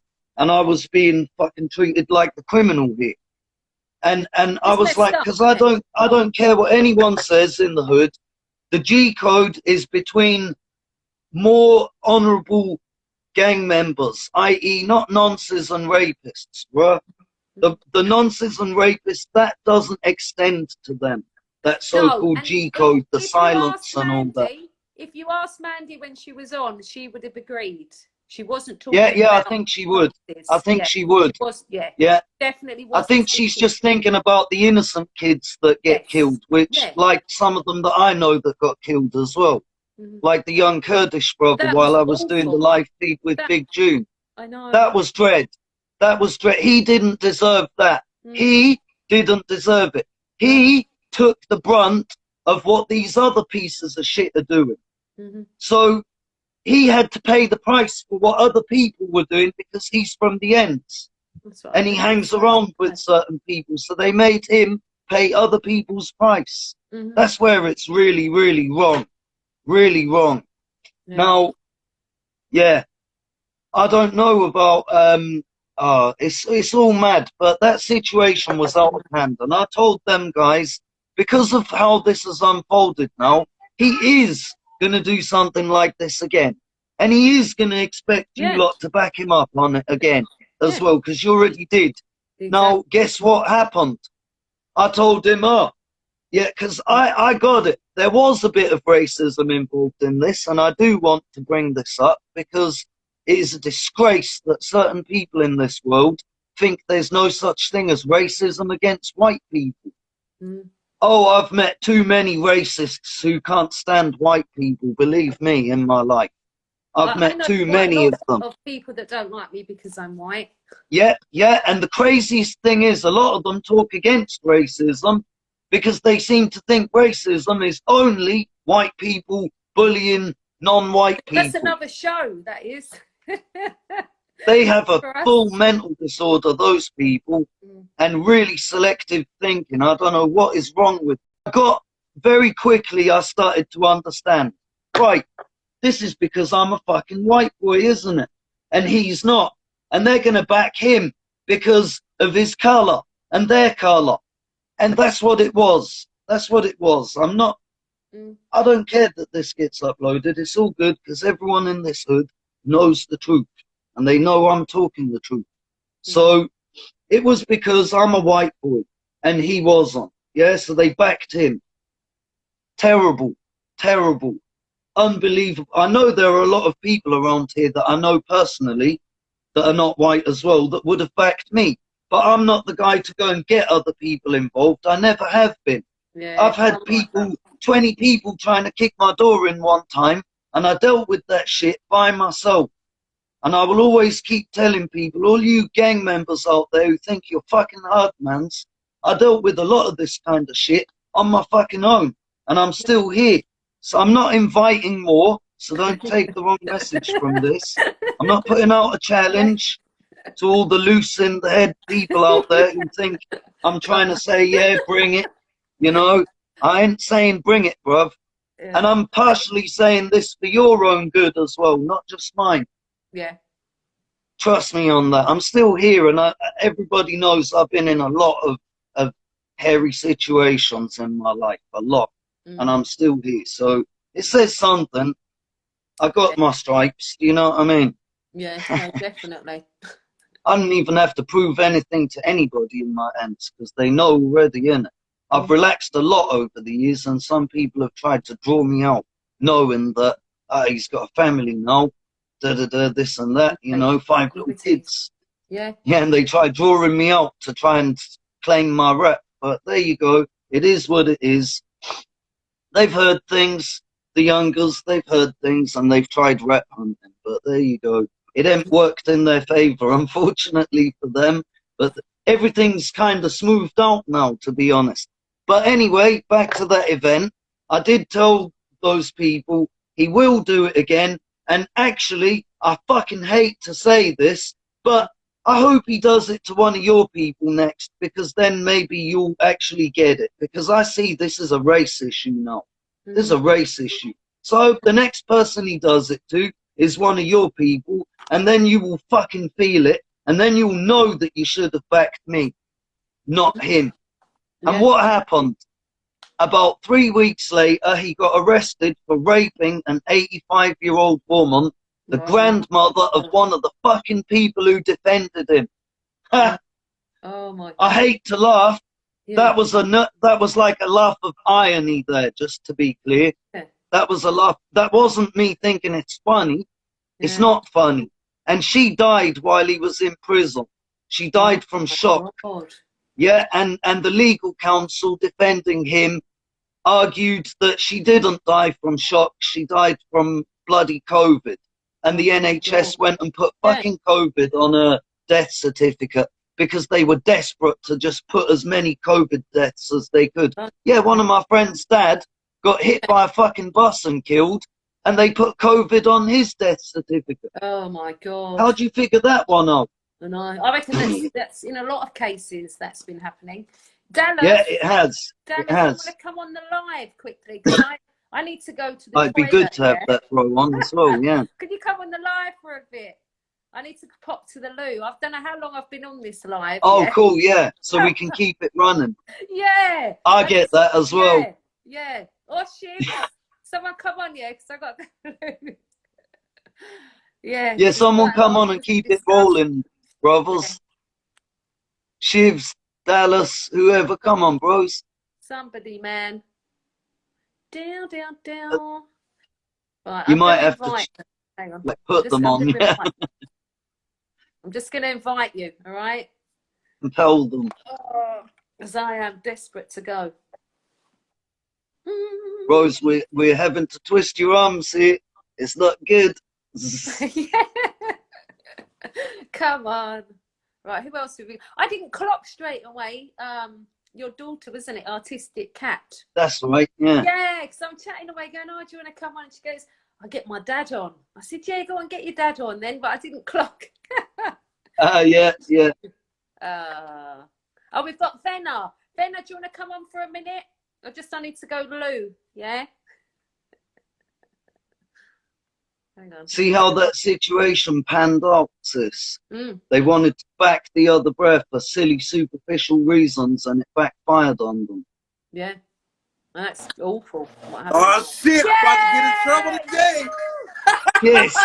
Woo! My we about guy. to get some shit today. What's up? Right, I'm running to the toilet, all right? And I'll be back. How y'all doing? All right. Hey, Hazel's just joined us as well. Big up, yeah? What's up? I've been having a hell of a summer. I'm going to leave you two to it, all right? Just for a minute. Yes, ma'am. I've been having a hell of a summer. Shit been trying to kill me. Yeah, shit been trying to kill you too, huh? Hell of a summer. It's raining here, bro. We got like a tropical rainstorm going on. What? Why? You know what? Heavy rain. Heavy. It's hell on earth. Yeah, it's like New York here in terms of the weather. That's probably the most similar weather in the US, to be honest. New York. Shit. Gloomy, cloudy, grey most of the time. We get like a week or two of summer in London, bro. Well, you know what? Summer's here and it's gone like that. Because, you know, Texas is the heat, man. Like, if you pour, man, it'll kill you. Because you need air conditioning. You'll die. You'll die, man. 120 some degrees 2 years ago. Like basically the heat of Death Valley was like outside. Yeah. Like I was like, y'all don't believe in global? I mean, it's gonna end in you know. I ain't gonna say nothing. Yeah. The global warming shit is a hoax, man. I believe that fully. I believe what Dr. David Bellamy said years ago, what they kicked him off TV for. They kicked him off TV for about 15 years, bro. I was watching TV AM that morning when he was on, and they asked him, what do you think of global warming? And he laughed and said, it's a load of nonsense. He said, they're just trying to bring in excuses to charge you carbon tax for breathing. Well, they're the reason That's what he for said. the carbon. They're the reasons for it because they got. He said they're going to make it illegal for you to be alive unless you pay carbon tax, and they kicked him off TV. He didn't come back on TV for about 15 or 20 years after that. And he was one of the world's top ecologists, bro. He explained that, look, he said all greenhouse owners know this. If you put CO2 in your greenhouse and turn it up, the plants grow thicker and stronger, and they breathe out more oxygen. I'm back now. That's better. I got to go ahead and put this one out there since they won't let me do it. If you ever come to the States while shit is happening, if you get hurt or before you get anywhere, just learn how to sew yourself up. I had a car accident and then I just got like a little wound though, and I'm indigenous. I don't believe in the treatments that they go through because they only want to do one treatment. And you know your family genome. Like if you got grandkids, there are some things you know about yourself and your grandmother that you can tell your grandkids to help them. They don't want you to tell that. If I'm a doctor, I can't tell you that's false because you know your family. You know, and then how can I make money off of that? It's not meant to be made money off of. I have to help you with whatever I was blessed with on and which what you know. And that's just how things truly are. If you know that your great grandmother had an illness, you know, by the time you're old enough and you have grandkids, you can pass this on. It's like traveling through time. They don't want you to do this. I go into the doctor. I'm getting my arm sewed back up. You know, I had a little thing happen, but I'm okay. We cool. It's nothing bad happened. Had to get my arm sewed. Had to get my arm sewed back up. You know, so. Wow. Oh yeah, we've got matching scars now. Then.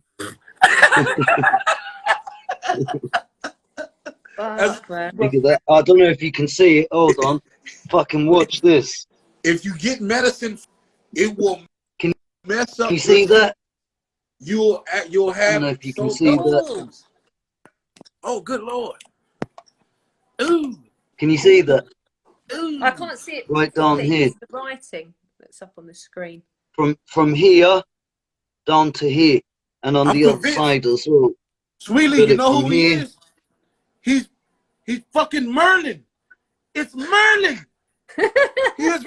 Yeah, I hid my titanium wand inside my arm. I got one with you. Well, I got a titanium ankle with you. But the medicine here, or whatever they prescribe, not all of them, but certain ones, you got to ask them straight up, what am I getting a shot with? You got the legal right to deny it if you don't want to. Don't just get hit up with anything. You got to tell, hey, I don't want whatever's up in there. It could be a medicine you don't work with, only you know. When you get something prescribed for like wounds or something, it throws your senses off. And I'll be straight honest, the first time I ever in my whole little 29 years took an antibiotic to where almost everything natural did not smell right. And you know what I'm talking about. Right. Yeah, I don't touch chemical medicines, bro. They force you, they want you to do it. And I was like, okay, because my arm was swollen up bad. I just had to go to the hospital. I couldn't fix it.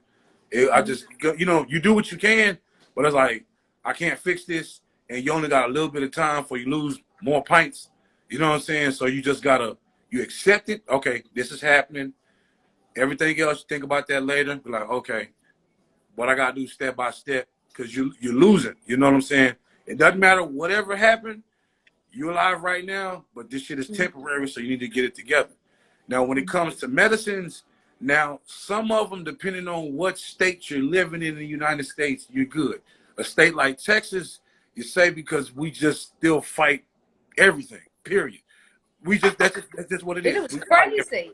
It looks crazy. Like, any videos I've seen, kind of Texas and that, it's, yeah, it's a lot going on, man. It's dangerous. Somebody was lynched here in 98, remember? 1998, Jasper, Texas. It's not even that long ago. Dragged them in the back of a truck, and then there was no United States or federal or nothing like that.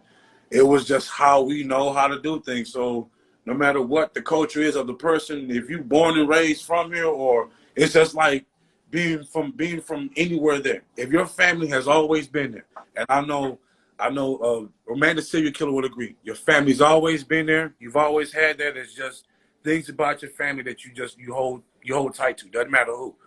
My family, we were sharecroppers. You know what I'm saying? We really from it. You know, we're descended from Nat Turner. We're actual Turners. You know, Turner could not accept stuck in slavery like that. He flipped out, and 55, 60 people paid the price for it. You know, he just wasn't going to take it. None of us really could. Yeah. You know, so when knowing your family, lineage, anything, you will have medicine particularly prescribed for you, especially if it's like a dead zone. So we keep a lot of information off for good reason. So other than paying taxes and being legal, okay, that's all it is to not have no problems, good. Anything else is not the business. The medicine that they had, my body just picked it up as I can't distinguish strands. So 3 different strands, 4 different strands, you could not distinguish it. Your body would feel it, but for some reason it blocks you. You go to California, Colorado, anywhere, you go to Canada, you go to Amsterdam, and for some reason, everything smells like you're finna go in here in war with man right now. Hey, man, you showed me the bottom shelf. What is this? This ain't what I want. No. The medicine you on is jacked you up, and it's going to take a week, about 10 days or almost 2 weeks to help yourself before your senses come back. Now you done went to the hospital. You done got yourself stuck with some shit. You don't know what the hell's going on. Now you're sick and whatnot. Your senses come back, and you're like, hold up.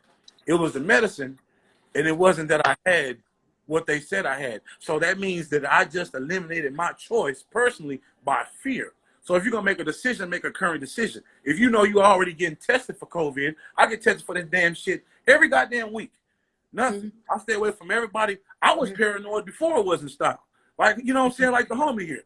You know yeah, I was at the start, to be honest. So why should I have to get stuck? And I started questioning it. I mean, true. Why do I need to get stuck with anything if I'm already practicing vitamins and healthy with mine?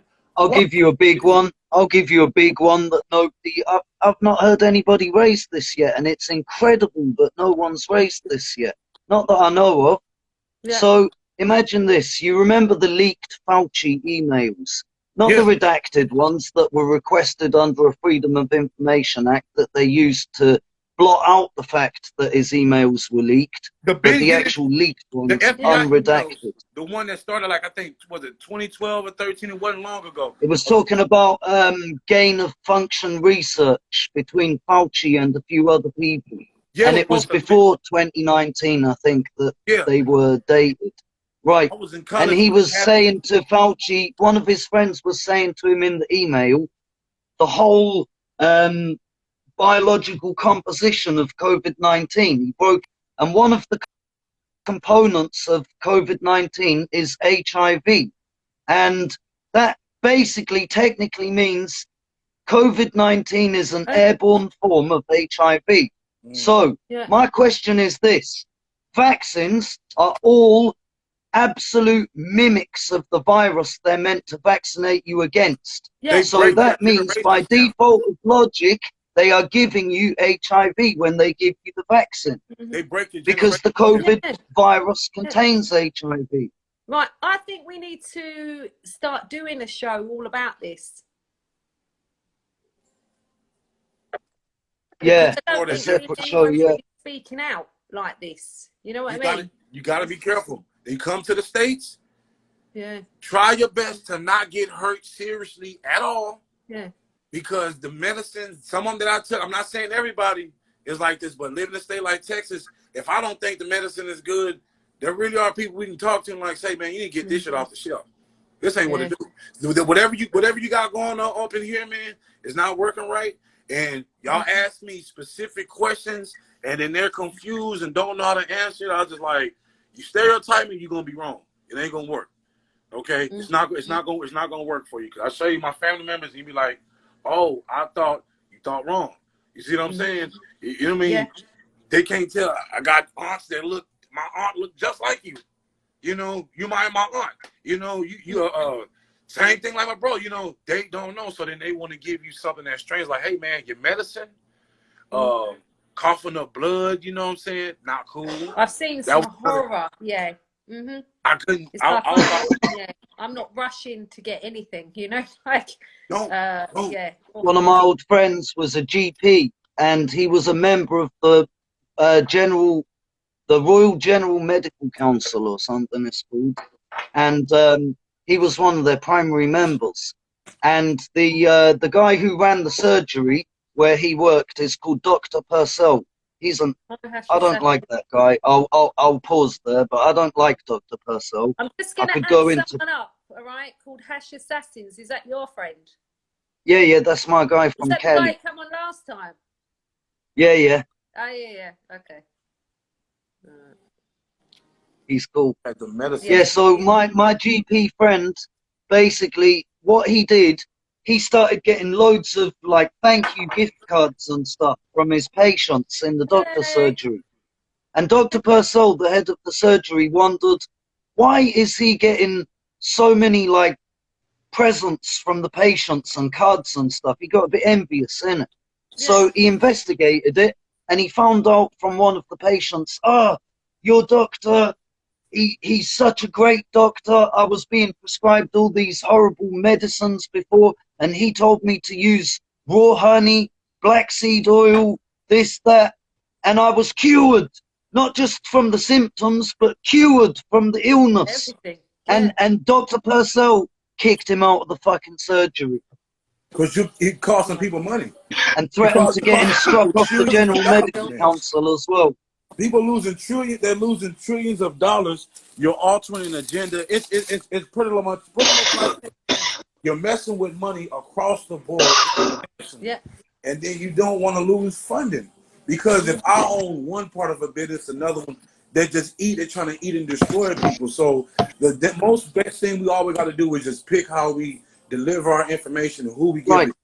So it's got to be people. And it's their own fucking fault if they lose their money. They shouldn't have fucked around and invested in stupidity in the first place. I mean, it's a war, and that's how they want to do it. So they're going to use our platforms against us. They'll use our claims. They'll use our jobs against us. I mean, divide and conquer. They divide us. Divide and rule. They divide us, and then they conquer. Divide and conquer. Yeah, definitely. Only a couple are going to survive. So I mean, there's going to be. It's just, you know what? I just say don't feel bad to weed out the bad apples. You know. I definitely think going forward, I think we should start doing some lives, even if it's once a week, like relating to this about it. Because I just want to say, I need to be talking about knife crime. All right. Yeah, I want to actually say. I was thinking that. One thing I want to bring up. There are people who they rep gangs that come from over here, man, and like, and that's a problem. Most of them are fake, bro. They're not linked in. I'm not. One thing I gotta quit is with children, things around kids, man. These places need to be like off limits. You got a problem or something, whoever, what gang or whatever. They need to either be disbanded, man, or they need to really come together and say, look, whatever's going on, children's zones, if we got problems, that needs to stop. And when it comes to knife crime, man, you got to understand this is the worst thing that happened. And what can I say when this was a goddamn knife crime? You know what I'm saying? So what can I say really, like right now, and even being from like right here, handle your goddamn problems another way, man. Chill out. Don't take it there if it don't need to be there. Or you know, or talk about it. How do we get them to listen? The streets they're wild, man, and it's this one is death. Crime, gun crime, serious youth violence. I actually witnessed something the other night, and it was horrifying. What happened? And it could have been fatal, but it wasn't. But literally, it was a group of people with weapons the size of me. Like literally, and Rambo knives. They were literally in my garden. Machete. And it turns out they were taking somebody's moped. But we're having incidents like this all the time. They came with guns. They take somebody's moped. Do you know we know someone who passed this week, a family member, young, he's very young, road traffic accident. And at his memorial, you've got youths running up in valleys, threatening with like guns, threatening to light. That's like in the US, man. Yeah. That's just like in the US and in Sicily, the mafia funerals where they spray it up or grenade it. You gotta understand this. Mafioso, really they don't care. We lose family. One of my uncles. We lose family. We lost brothers. Our families have been split, shattered. People that we can't even like talk to. Like, I mean, it gets worse, and they gotta understand, man. Look, put out here. Boris is a goddamn idiot. I've never known a dude who's so stupid in my life. You know that dude. He owes money. He owes money to the states from when he used to live here. He was almost president one time. Oh my God. I'm gonna tell the truth. I'm gonna tell the truth. Boris Johnson still owes U.S. tax dollars to this day. So you might as well squeeze out the UK. That's not a line. That's the truth. Yeah, wasn't he born in New York or something, Boris Johnson? Yeah. He was, wasn't he? I was born in New York. I knew that. He was born in New York. Yeah. You know what, too? I was born in New York this day at 8:47 a.m. 35 years ago. Hey. Birthday. Hey, happy birthday, my guy. Come on. Let the fuckery The begin. day, 35 years ago, this day got that much stronger. How many years ago? That's the way, man. That's what I'm talking about. That's what I'm talking about. Hopefully we keep on living. 35. These guys better know. They better wise up. They better wise up. They do think a dude like Boris is gonna gain money with them living longer. Look at the jackasses we had over here politically. If you don't take care of yourself community-wise, you're gonna suffer. Okay? Yeah. You want to beef, you want to have problems. At least sort my community out. But If they're gonna be the biggest gangsters, they need to understand this number one thing, man. Look, if people are gonna get killed, seriously, okay, get killed, then go ahead and kill the folk, kill the problems. The folks that keep up the problems, they die the fastest. I just want to ask you nothing. Right. I saw a guy, I did ask him to try and join the live today. Don't kill anybody. There's a video going around and it's a guy and he's saying he's cleaning up the neighborhoods. He's going for all the drug dealers. That's what's going to happen. He's getting them off the end. Is that a good thing? No, because you know what, see, that's actually part of the repercussion of continuously having problems with people. If they don't take the right actions, there's always going to be somebody crazy who's going to do this. Yeah. He's going to get away with it legally, and it's because they'll chalk him up. Time ran out. You know, they'll catch up with him and chalk him up. There are always people who legally didn't do it, who shouldn't have had it discharged wrong, and they keep trying to tighten the law. I said, look, weapons I done bought, I'm from Texas. Hell, y'all done bought them legally. It's not my fault that I can get them quicker than you.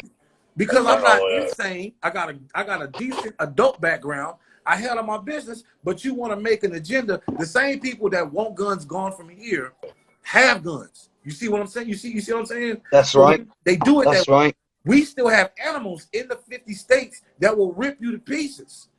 You know, and then people usually, that's why there's also mountain. Are you saying people got guns for animals? Are you trying to delusionalize this?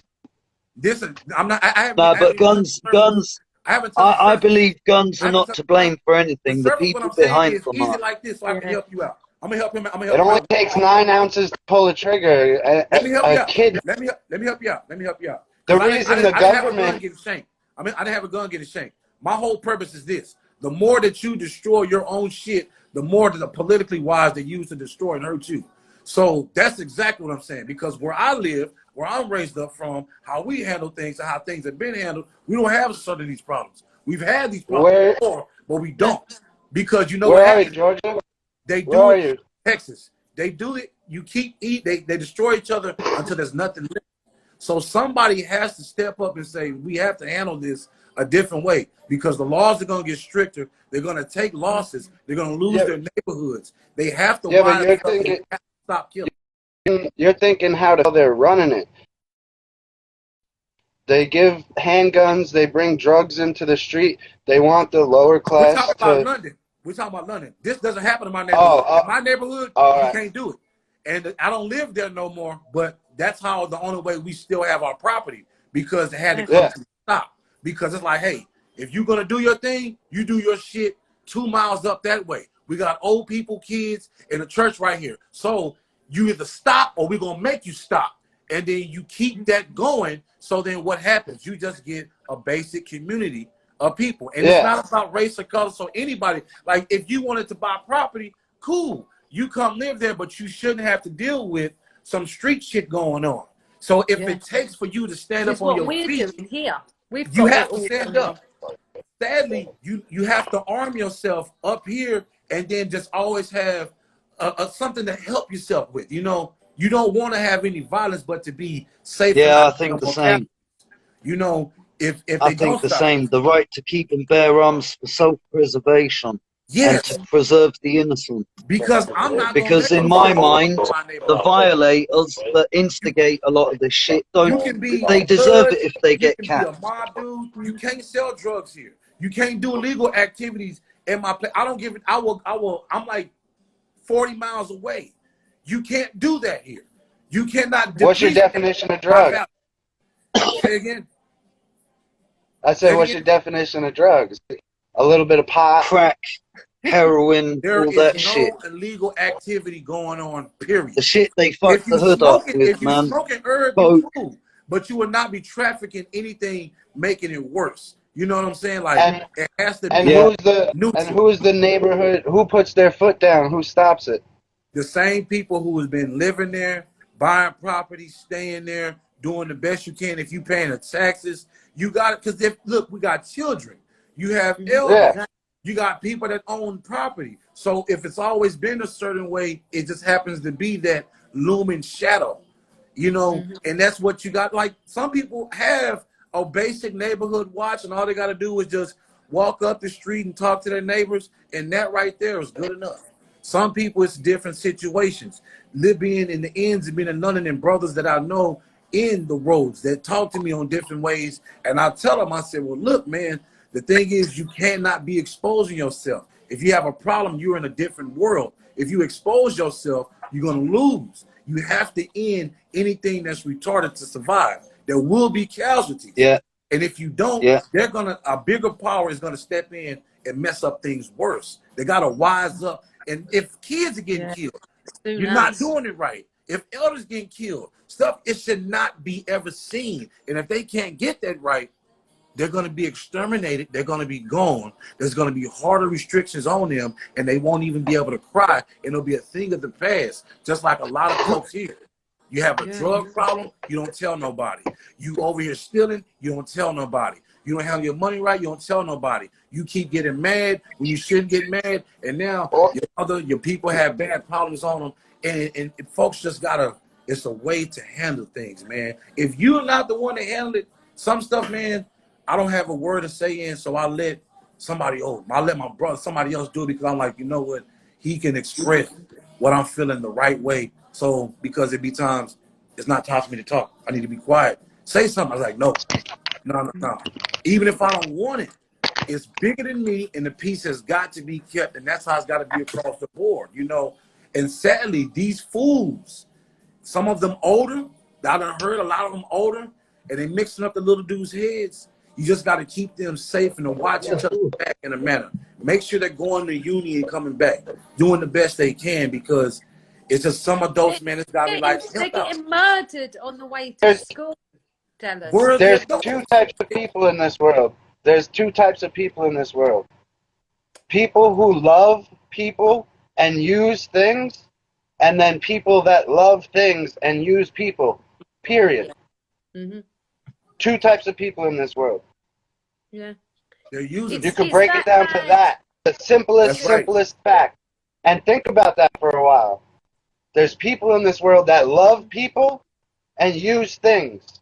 And then there's people in this world that use things, you know what I'm saying? Or they're supposed to love people and use things. And then there's other people that love things. I have to have the biggest house. I have to drive a Maserati. I love this. I love that. Oh, you touched my shoe. You scuffed my shoe. Now we got a problem. Yeah, there's a lot of that in London. Stood on my shoe, bro. It's like, damn, it's like they're never bullshit. You know. You know what it is though, bro? It's his own fault for wearing a £2,500 pair of fucking trainers on New Year's Eve in the middle of London City. Why? In Trafalgar Square. Why? Someone is gonna step on your fucking shoes, bro. It's packed. Wrap them in saran wrap, you rich prick. Wrap them in saran wrap. For stepping on your shoes, man. Yo, my most valuable pair of shoes. Imagine being the one in prison and Brez come to your cell and say, what are you in for, bro? I poked up a bro and killed him because he stood on my shoes, fam. You're doing life for that. You're a clown. What? Yeah. What? Oh, you mean you want to be around men for the rest of your life and be told what to do? Okay, cool. Cool. Imagine being that bro that's sat in his cell and Brez come in and say, what were you arrested for, bro? What are you here for? Yeah. Killed a bro because he stood on my shoes. I'm going to write a book about this guy. He's a legend. Over some shoes. Okay. He's a legend. Scenario. My family members find out about this scenario. And I'm not going to say whom. Those who know. I'm not going to say whom. My family find out about this. One, You are test dummy number 1. So all the little accolades you want to get, I'm the whoopie doop doopie doop doop doop doop doop doop. You're gonna get all the nice. They're gonna throw you a party and not a celebration, and you're gonna be the loser that always doing all the stuff and got the unnecessary. The hitter. The hitter. The one they call the hitter, bro. Just stupid. The one that does the dumbest shit. Gilly the Kid. He's the hitter, bro. He said it on him. Shooter is the lowest form of the street dude. Because he don't care. That's right. He don't care about That's right. He don't care about the crash test dummy, yeah. It's not saying that when you got to handle business, handle business. If you have to, handle it the best way that you can. Yeah, I do that. You know, I do that. Everybody around me knows that. But don't be a dumbass running around out here. Yeah. Okay. When I got my concealed handgun license, because I got legally, the woman who shot the best when I first got it, you know, and these were good officers that trained too. They were good people. They didn't judge you. You know what I'm saying? They were good people, period. They're just good people at Texas. They're just good people, you know. They trained my dad. Cop and judge. The lady, no, the woman, she was probably like 3. No. She had the best. I'm sorry, even if it's your auntie. Sorry. She had a beautiful shot. She shot better than everybody did. So just imagine a fool trying to run up on her. Oh, you just ran up on the wrong person today, dum-dum. Yeah. Yeah. She was great. And I don't have sympathy for the people who get capped when they're violating. Yeah. Exactly. I don't have any sympathy for them. They're demons. I think there's too much soft-heartedness and too much sympathy flying around for assholes, basically. And those same assholes, you wouldn't like them if you met them in your life. No. If I swear down, anybody who thinks that none of these bros deserve to die, come and live in my hood for 3 months, and we'll see if you leave saying the same shit. Yeah. Some of them, right, I ain't gonna lie, some of them, when I heard that, oh, my guy's dead, when I heard that about some people, I ain't gonna lie, I said straight to bros who told me, good, I don't give a fuck. Why think I'm gonna be sad about him, bro? Why are you telling me like you think I'm gonna be sad about him? That's good for the world. That's good news. You're like the most honest person online, bro. Absolutely, bro. Yeah, absolutely. When you're talking to him, it's you know who you're dealing with. You know what I'm saying? Like, I can trust this. I can trust bro. I can trust him because he can be like, hey, bro, I hate to tell you, but you just stepped in some dog shit. Oh, thanks. Somebody else? I'll tell the bro's best friend, bro. That's good news for the world. Yeah. There's certain people, I don't miss them. But then I've got one guy, imagine this is going to sound mad. One of my guys, yeah, you can Google him if you like. His name's Abdulaziz El Gharas. I love that brother. But he's doing life in prison right now because he stabbed a guy 157 times, neck and chest, and then sawed him up in his bath, blew his flat up to get rid of the evidence. But saying that, you would think, oh, this guy's a monster. But if you knew him in your life, face to face, you would have loved him. You would have loved that guy. You would have thought, how did this happen to you, bro? What went wrong? But what went wrong was, and I want to put this message to the youth, what went wrong was he thought he could do certain things. I'm not going to say he's not a bad person. He was a good, he probably still is as well to this day. 157 times. What did that guy do? If you were his friend, he would have looked after you with his life. I know this. And he's solid. But the reason why he did that, you don't know. I can't recount the backstory to it because it's not fair on him. It's not fair on his family. But please believe me, he had a very good reason why he did that to that guy. A very good, and I would put it to you that you would do the same thing, my brother. If you went through the same shit that he did, you would have lost it and done the same shit. Goal is not to get caught. People don't know what situation he was put in. He was put in a situation where it was him or the other guy. And because of what the other guy previously did, for 2 weeks, You know what? I remember you telling me this. It was only going to go a certain way. I remember you telling me this. I'm sad for that brother, man. His life panned out that way because that's just destiny for him.